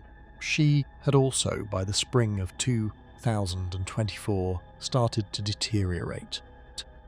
She had previously brought a Swiss Army knife to school, an incident that had been resolved by transferring her to a different campus. Treating psychiatrist, Dr. Andrew Clark, would later testify that he had diagnosed her with bipolar II disorder. She was on the antidepressant escitalopram, also marketed as Lexapro. Medication had been changed in the period immediately before the killing. She had been receiving equine-assisted therapy. None of it, in the assessment of her treating clinicians, had been enough. Dr. Andrew Clark, who had been treating Carly across the months leading up to the killings, had told her mother Ashley that Carly's condition was in a phase of acute instability. Ashley had been responsive. She had taken Carly to every appointment. She had cooperated with the medication adjustments. She had been engaged with the equine-assisted therapy. By the standards of any rational measure of parental attention, Ashley Smiley had been doing the things a mother is supposed to do. Student, who came to Ashley with the report about Carly's secret life, had been worried specifically about that. He had been afraid that the things Carly had been hiding were going to derail what her mother had been trying to do for her. On the afternoon of Tuesday, the 19th of March 2024, a student at Northwest Rankin High School came to Ashley Smiley with information about her daughter. He was worried about her. He had reason to believe that Carly was using recreational substances and that she had been keeping burner phones in her bedroom that her mother had not known about. Ashley thanked him. She picked Carly up from school. Mother and daughter drove home together. Kitchen surveillance camera footage, played back later for the jury, captured the two of them coming through the front door at 4 minutes to 4 in the afternoon. Ashley sat down to text her husband Heath about going grocery shopping later. Then Ashley went into Carly's bedroom to look. What Ashley found in Carly's bedroom is what the student at the high school had told her she would find. The contraband, the vape pens, the 2 burner phones Ashley had not known about. While Ashley was still in the bedroom, Carly walked into the master bedroom, retrieved a small revolver from under her parents' mattress, and walked past the kitchen camera with her hand behind her back. 1 shot from the revolver, then a pause, then 2 more shots. Her mother did not survive what happened in the bedroom. The autopsy would later record 3 gunshot wounds to the head and the neck. In the 45 minutes that followed, Carly Gregg did several things that the prosecution would later use to argue that she had known exactly what she had just done. She removed the kitchen surveillance camera from its mount and put it inside the kitchen refrigerator. She played with the family dogs. she texted her 16-year-old friend, identified at trial only by the initials BW, that she had an emergency. BW arrived. Carly took her into the bedroom, showed her the body, showed her the revolver, and told her, on the record, that she had 3 more shots in the cylinder. 2 were for her stepfather, BW. The 16-year-old friend would later testify to the trial that the entire visit, from her perspective, had been about 10 minutes long. She had arrived in response to Carly's text about an emergency. She had walked through the front door. Carly had taken her to the kitchen. Carly had shown her what she had done in the bedroom.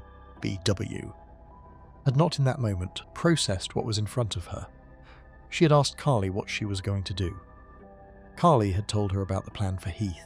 BW had left the house. She had not at that point called the police. She had walked out and gone home. She testified later that she had not believed what Carly had told her was true. At 4:45 in the afternoon, Heath Smiley walked through the front door. Carly fired the revolver at him 3 times. One of the shots struck him in the shoulder. He survived. He wrestled the revolver out of her hand. He called 911. He told the operator that his wife had been shot, that his daughter had shot her, and that his daughter had now shot at him. Carly Gregg ran out the back door of the house, jumped over a fence, and disappeared into the suburb. Heath Smiley's 911 call, played back later for the jury, was about 30 seconds long. Host. He told the operator his daughter had shot her mother. He told the operator his daughter had shot him. He told the operator he was bleeding from his shoulder. He told the operator he did not know where his daughter had gone. Rankin County Sheriff's Office mobilized within minutes. Sheriff Brian Bailey, in a press conference held the following morning, would describe the response as the largest single incident search his office had conducted in years. Mississippi Highway. Patrol helicopter was scrambled. Deputies from neighboring counties were called in. The neighbors of the Smiley house on the suburban street were asked to lock their doors. Rankin County Sheriff's Office, under Sheriff Brian Bailey, mobilized a search. The Mississippi Highway Patrol sent a helicopter about 45 minutes after Heath's 911 call. Carly Gregg was located about half a mile from the family home and taken into custody. On booking, when officers handed her the paperwork for a $1 million bond, she allegedly remarked that you could kill somebody and pay a lot of money and get out of jail. She was 14 years old. The case was tried in Rankin County Circuit Court under presiding Judge Dewey K. Arthur.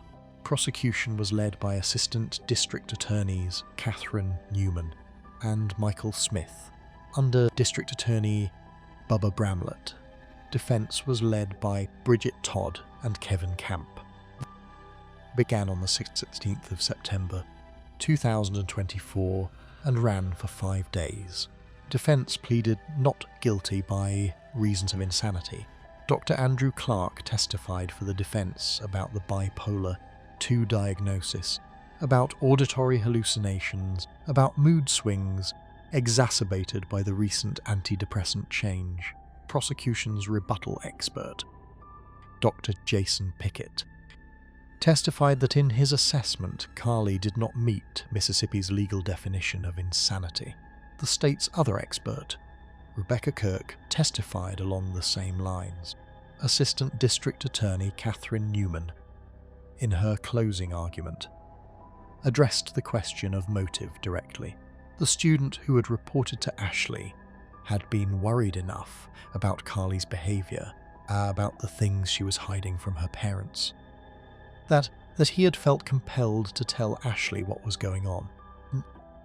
Newman told the jury that this had not been the result of an uncontrollable mental breakdown.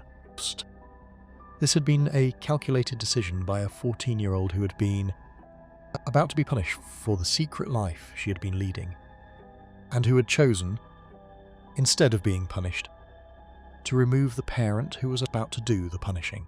The jury deliberated for approximately 2 hours.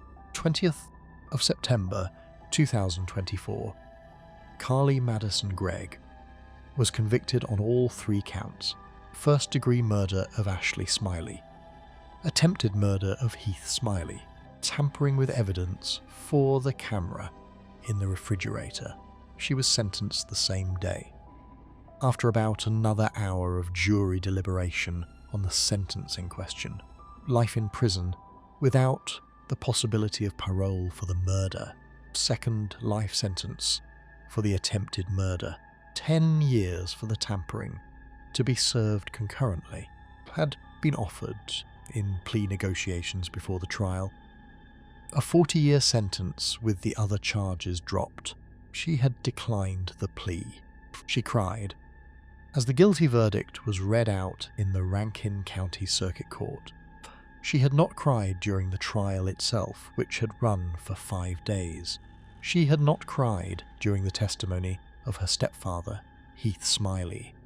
She had not cried during the testimony of her friend, B.W. She had cried only at the moment the foreman delivered the word guilty on the first of the 3 counts. She was 14 years old. The trial had been her first sustained adult world experience of consequence. A host, Carly Gregg is now held at the Youthful Offender Unit of the Central Mississippi Correctional Facility in Rankin County.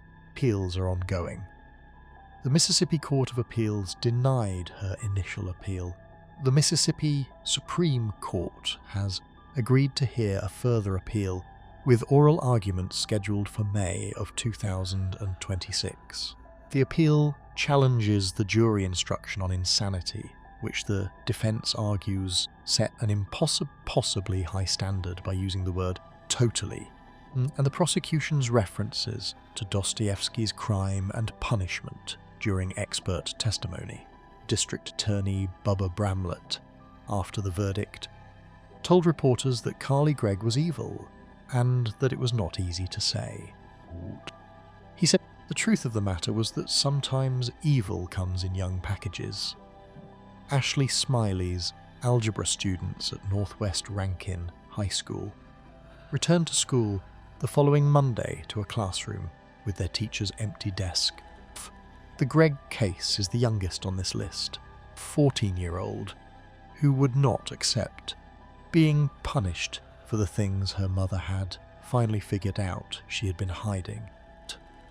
The next case takes us back 21 years, to a different state, to a different set of parents, and to a 16-year-old who had been told that her undocumented 19-year-old boyfriend was not going to be welcome around the family home any longer. Case 8, Sarah Johnson.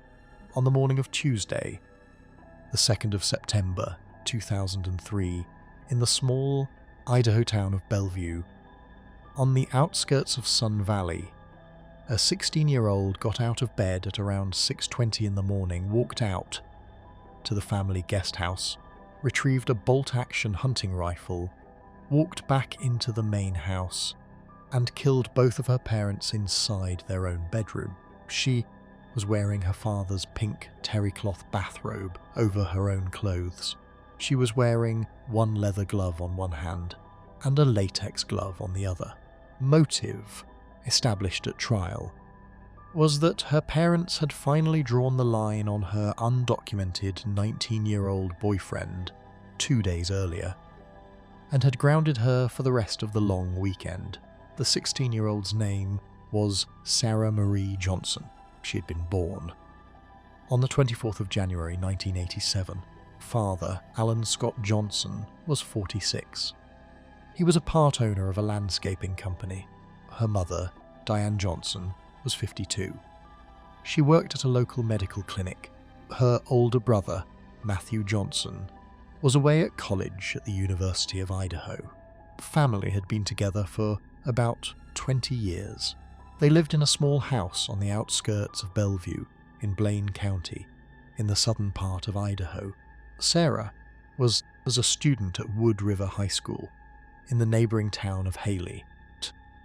By the late summer of 2003, Sarah Johnson had been in a relationship for about 3 months with a young man named Bruno Santos.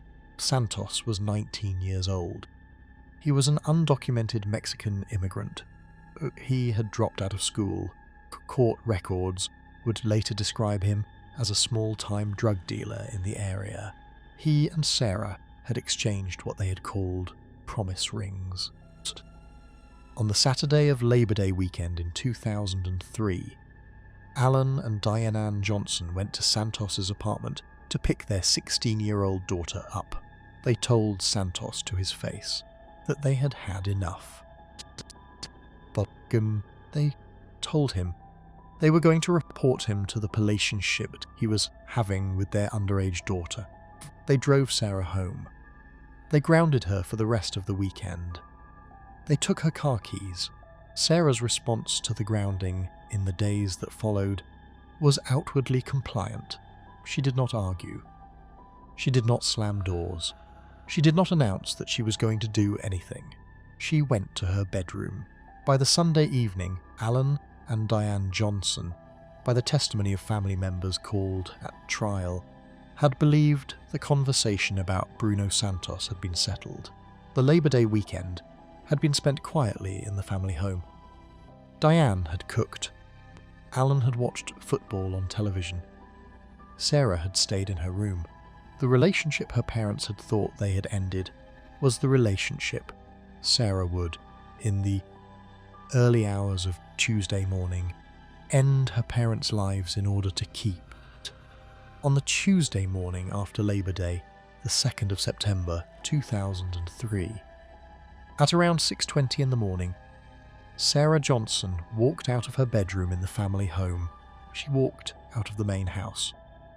She walked to the family's guest house on the property. The renter of the guest house, an out-of-town family friend, was in Boise for the week. Sarah retrieved a bolt-action hunting rifle from the guest house. She put on her father's pink terrycloth bathrobe over her clothes. She put on a single leather glove and a single latex glove. She walked back to the main house. She walked into the master bedroom. Her mother Diane was asleep in the bed. Diane did not survive what Sarah did to her in the master bedroom. From the bedroom, Sarah walked into the master bathroom. Father Alan was just stepping out of the shower. He had not yet had time to react to the noise from the bedroom. Sarah fired the bolt-action rifle at him twice. He did not survive either. She had killed both of her parents inside the space of about 90 seconds.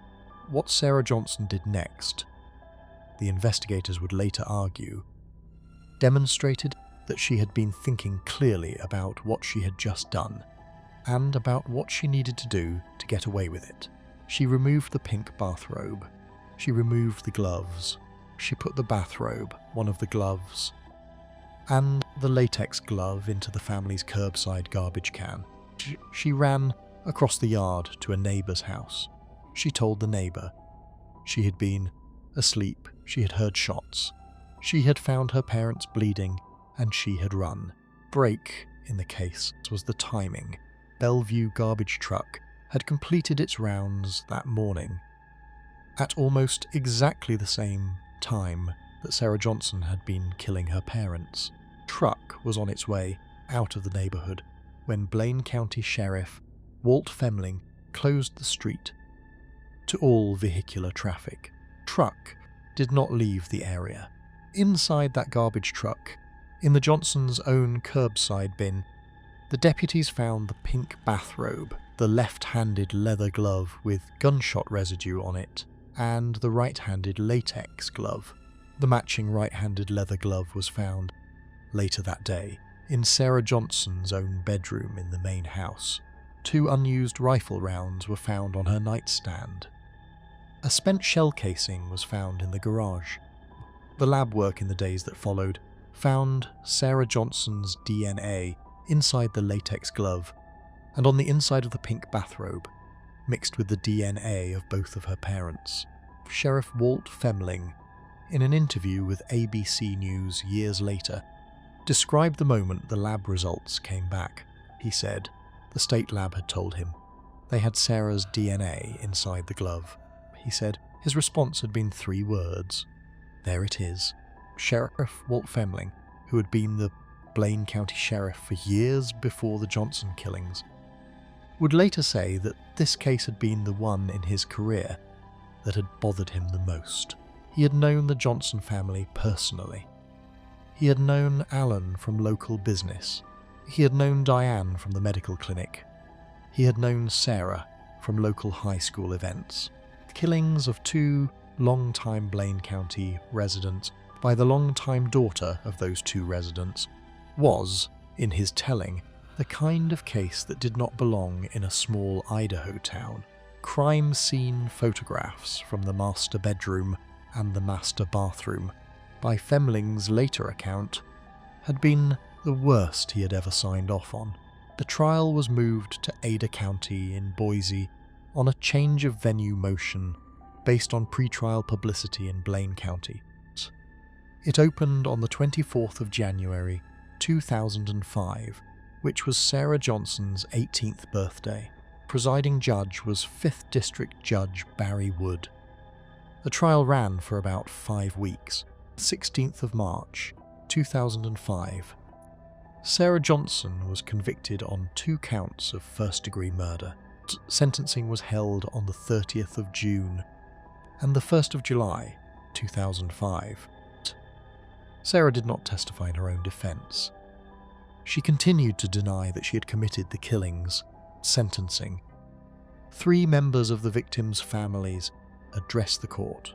Debbie Davis, the younger sister of Diane Johnson, told the court she hoped that her sister's husband, looking into Sarah's eyes when he was shot, would be burned in Sarah's mind for the rest of her life.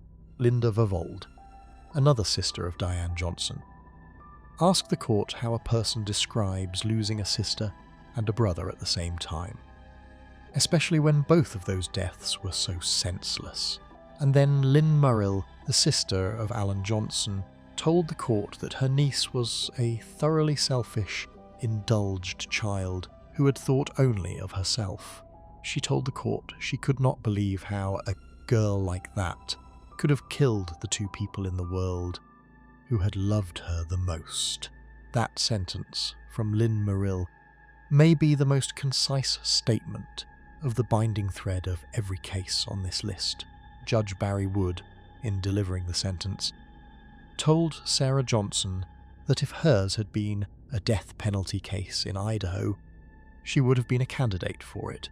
The sentence imposed was 2 concurrent fixed life terms, life without the possibility of parole, plus an additional 15-year enhancement for the use of a firearm in the commission of the killings. The defense at trial had argued that the evidence against Sarah Johnson, while substantial, had been circumstantial. The defense had argued that no eyewitness had placed her in the master bedroom or the master bathroom with the rifle. The defense had argued that the DNA inside the bathrobe could have been explained, in principle, by Sarah having worn the bathrobe at some other time. The jury had not accepted any of that.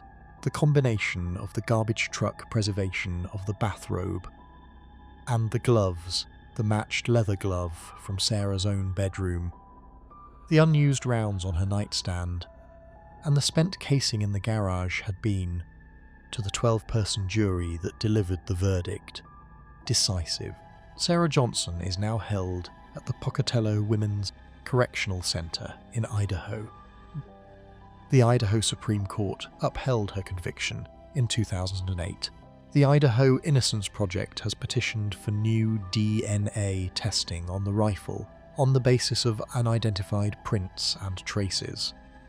But the new trial motion was denied at the trial court level by 5th District Judge G. Richard Bevan, and further appeals were rejected by the Idaho Supreme Court in 2014 and again in 2017.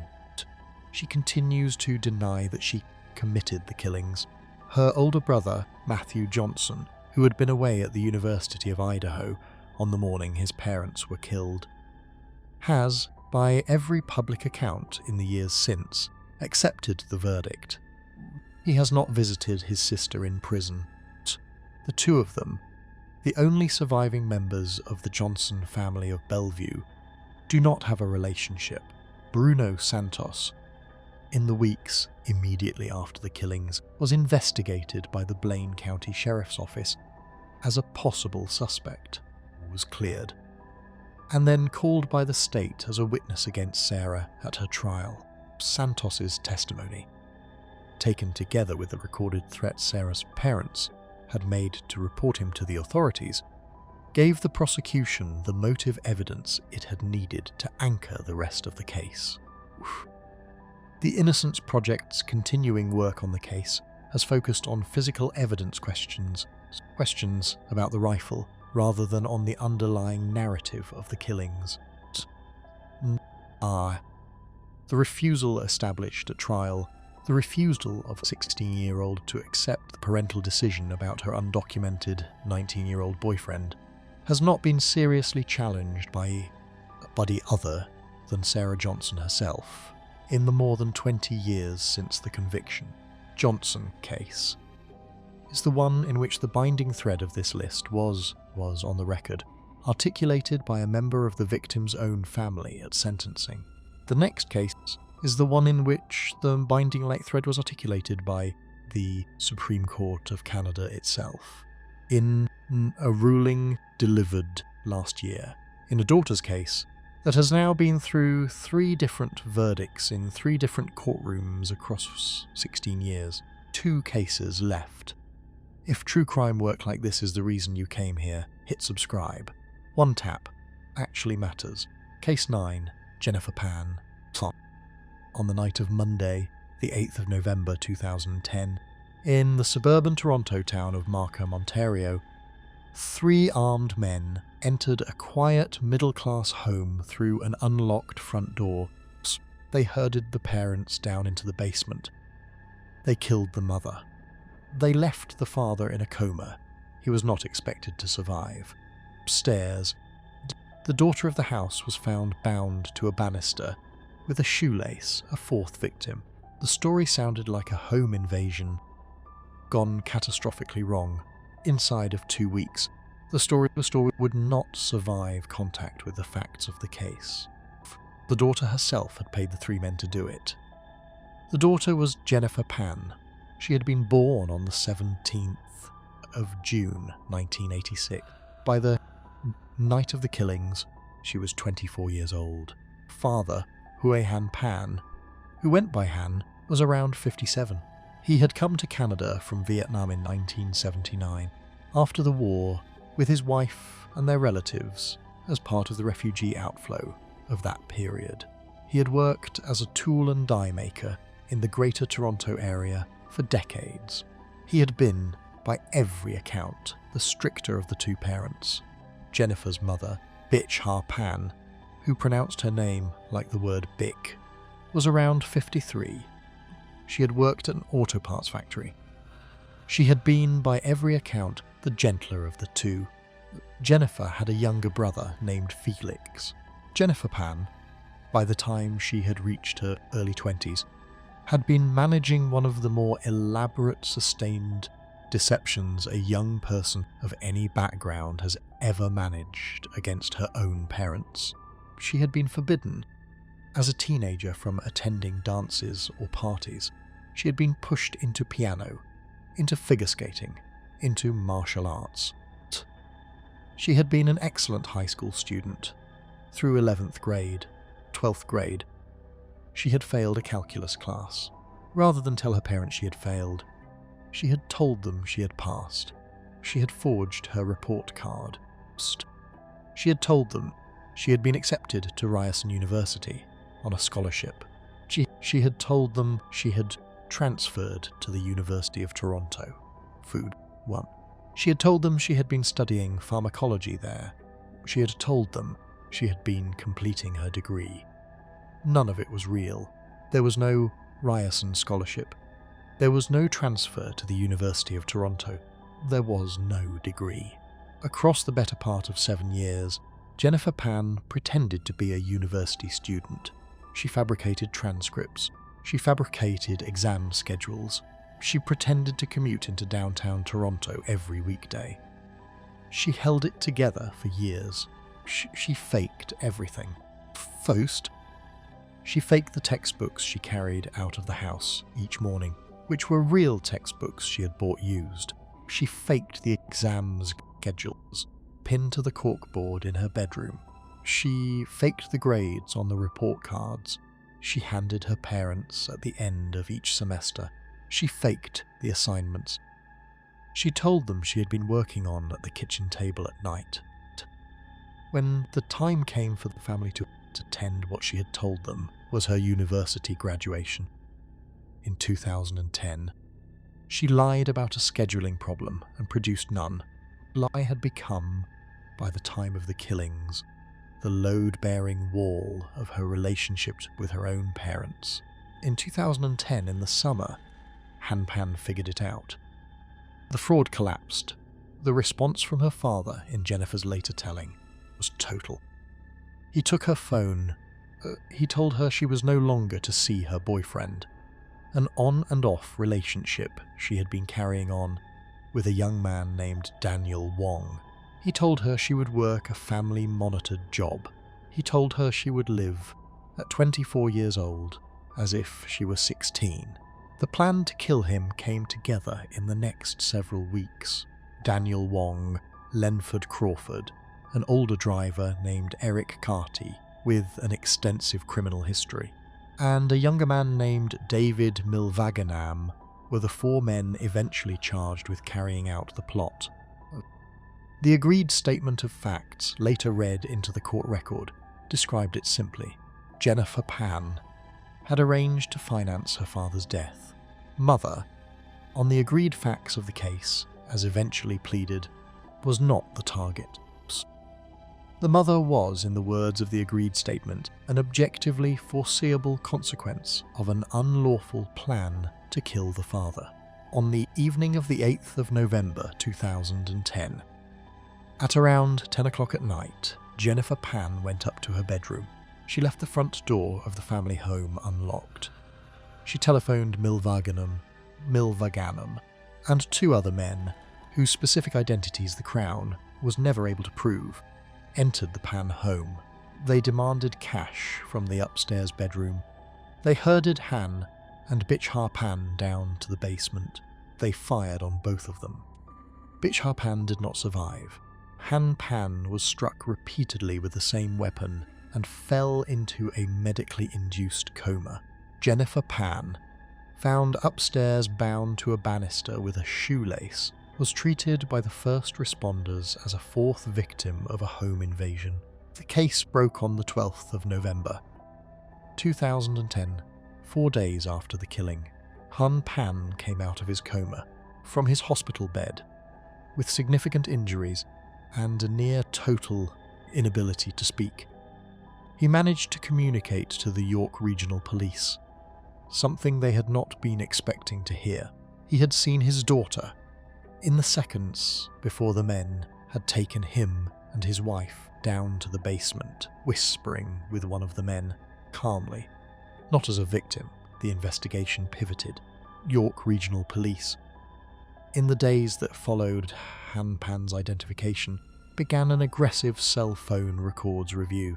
The records placed Jennifer in regular contact with Daniel Wong, the boyfriend she had been told to break off contact with. The records placed Wong in regular contact with Lenford Crawford.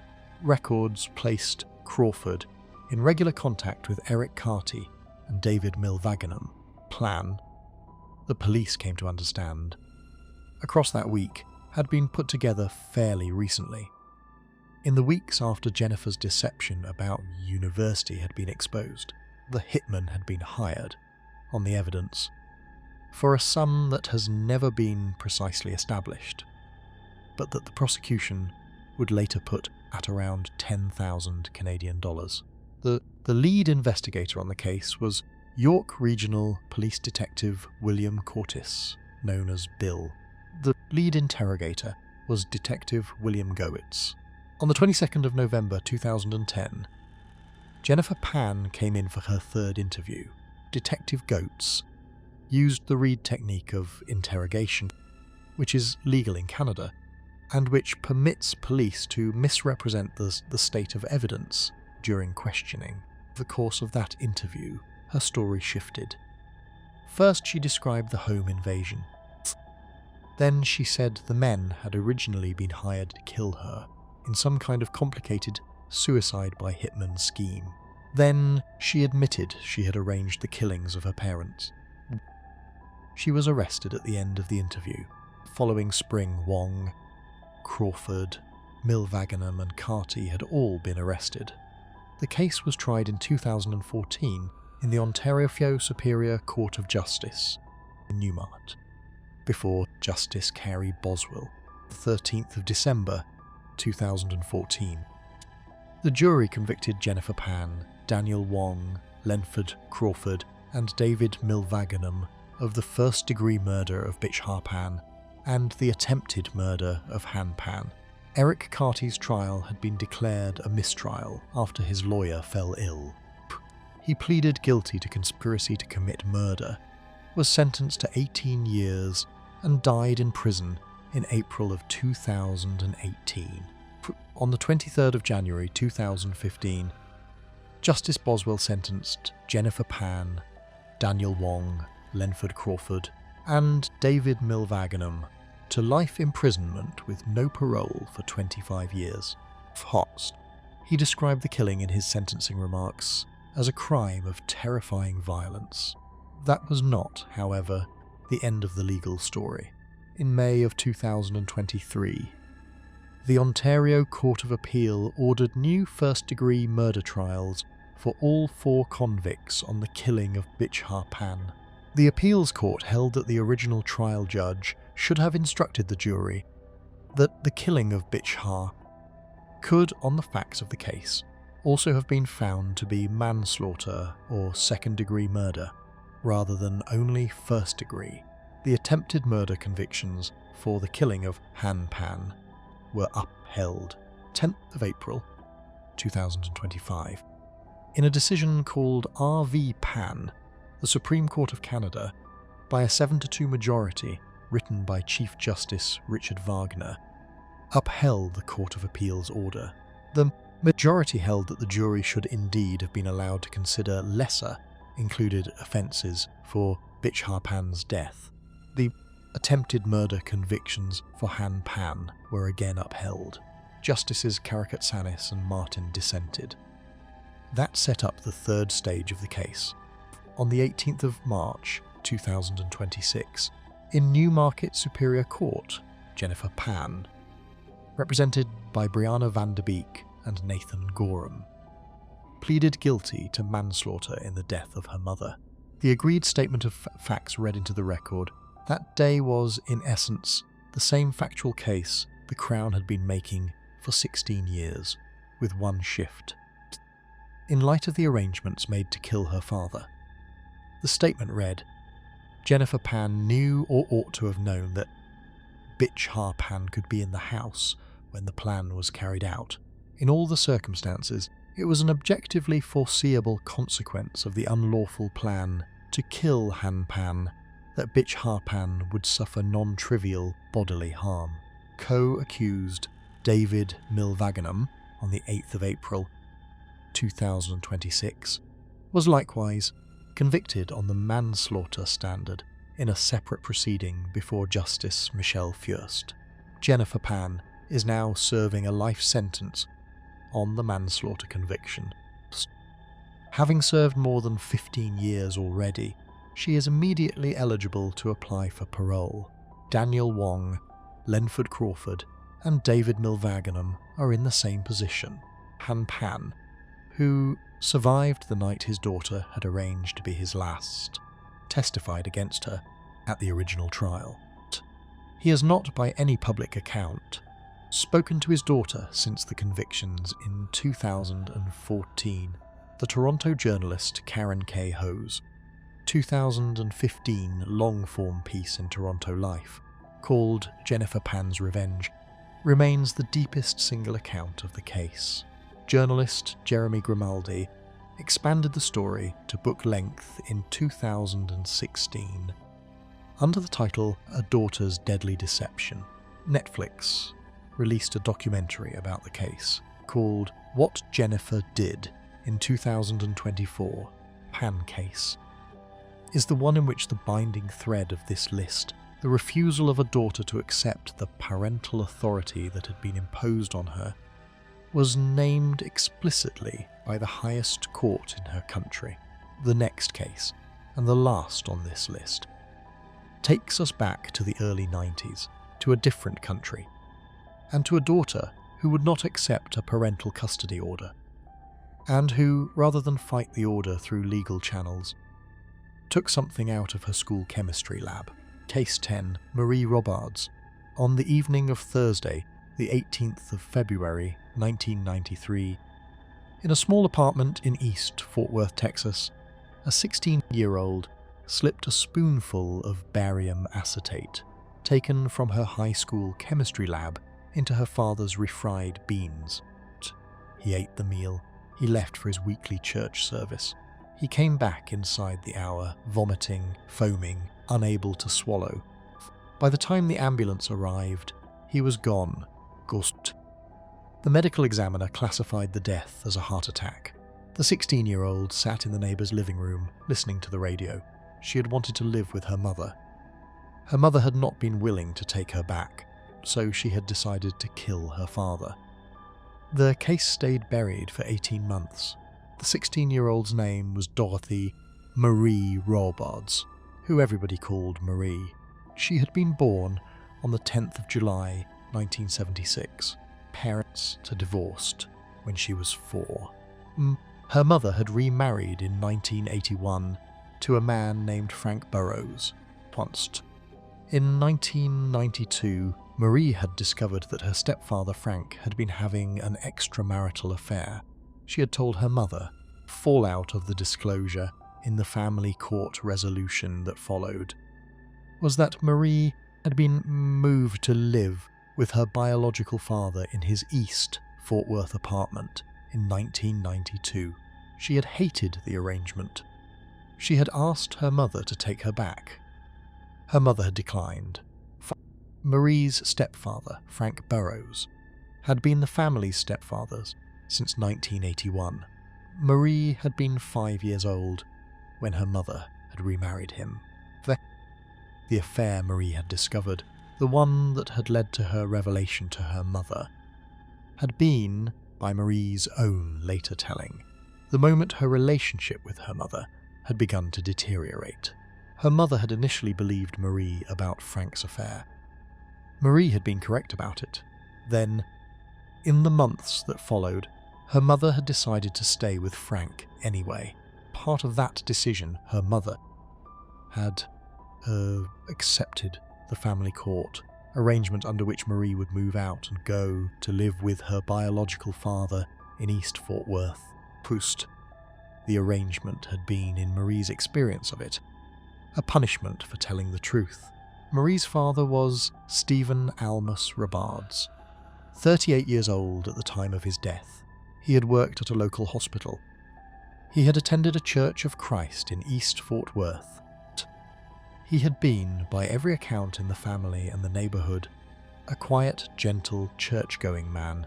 He had, in the months before the killing, enrolled Marie at a larger school in the area to give her more options.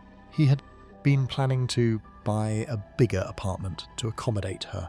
He had been, in plain English, doing everything he had been able to do as a father to give his teenage daughter the life he could give her. Marie did not want the life he could give her. She wanted the life her mother had refused to give her back. Marie Robards was, by every measure the school system could measure, a successful teenager. She was a star academic at Eastern Hills High School in Fort Worth. She was on the volleyball team. She was on the yearbook staff. She had no juvenile record. Journalist Skip Hollandsworth, who would later write the long-form Texas monthly piece about the case under the title Poisoning Daddy, would report that Marie had briefly considered burning the apartment down before settling on the slower idea of the poison. She had considered other methods as well, per Hollandsworth's reporting in Texas Monthly. Marie had thought about several different scenarios across the weeks leading up to the killing Huts. She had thought about how she would respond when her father got sick. She had thought about what story she would tell. She had not, by her later account at trial, expected the poison to actually kill her father. She had expected to make him sick enough that the family court arrangement would have to be revisited. The defence at trial would, in 1996, lean heavily on that distinction. Defence's theory was that Marie had been an impulsive teenager who had wanted to make her father sick overnight, not to end his life. The jury, ultimately, did not accept the distinction. The chemical, barium acetate, came from the chemistry lab at Eastern Hills High School. Marie took a small quantity. She kept it. Thursday, the 18th of February 1993, she and her father ordered Mexican takeout for dinner at the apartment. She offered to make him a plate. She put the powder into his refried beans. He ate the meal. He left for his weekly Church of Christ service. He came home well before the service was supposed to end. He went straight to bed. Marie went to the neighbour's apartment to tell the neighbour, a woman named Sandra Hudgins, that her father was not feeling well.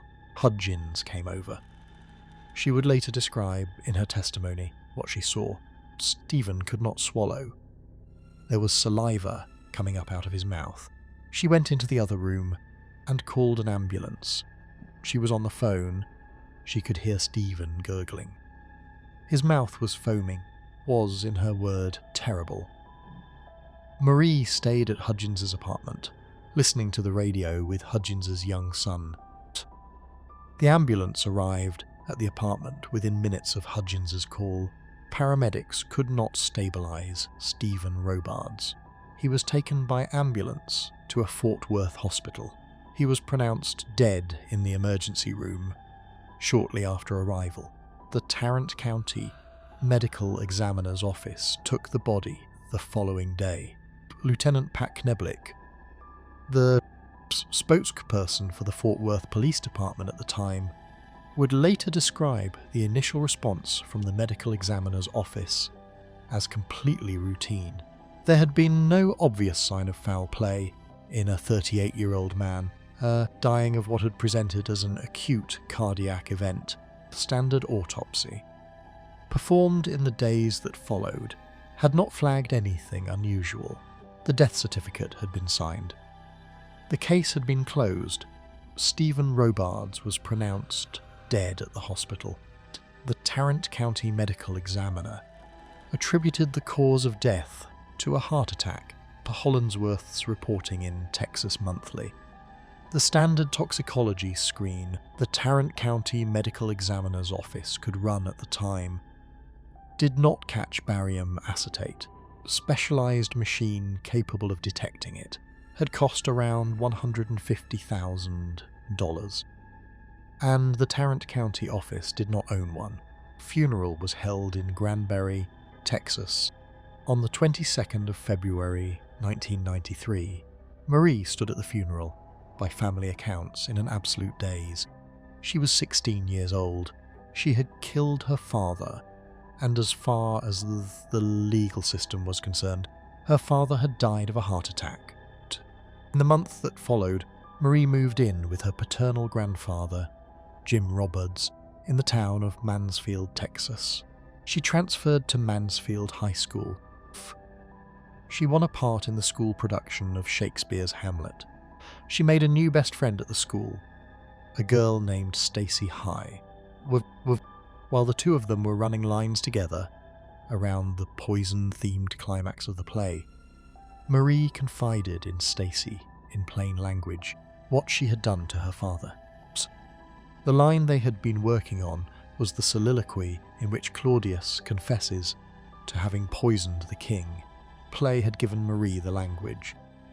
Stacy did not at first tell anybody. The confession had been made under the implicit privilege of teenage best friendship. Stacy kept it. She could not keep it for long. By the spring of 1994, Stacy High was unable to sleep. She had begun to have nightmares in which Stephen Roberts called to her from the grave. She enrolled herself on her own initiative in an after-school program at a private psychiatric centre in Mansfield. She told the staff there what was going on. In her own description of that day, she walked in and told them that her life was swirling down the toilet. In the autumn of 1994, Stacy contacted her high school counsellor. Counselor contacted the police. Tarrant County medical examiner at that point was Dr. Nazim Pirwani. Dr. Pirwani, on the strength of Stacy's account, ordered a specialised barium toxicology screen on Stephen Robards' stored blood from his original autopsy. The result came back at 250 times the normal background level of barium in human blood. The cause of death was reclassified. Acute barium intoxication, homicide by poisoning, on the 19th of October 1994. Fort Worth police officers arrested Marie Robards on the campus of the University of Texas at Austin, where she was a freshman. She confessed at the Austin police station. Forced. She told the officers that she had wanted to be with her mother so badly that she would have done anything to be with her. Trial began in May of 1996 in the 297th District Court of Tarrant County in Fort Worth. Prosecutor was Assistant District Attorney Mitch Poe. The defense attorney was Ward Casey.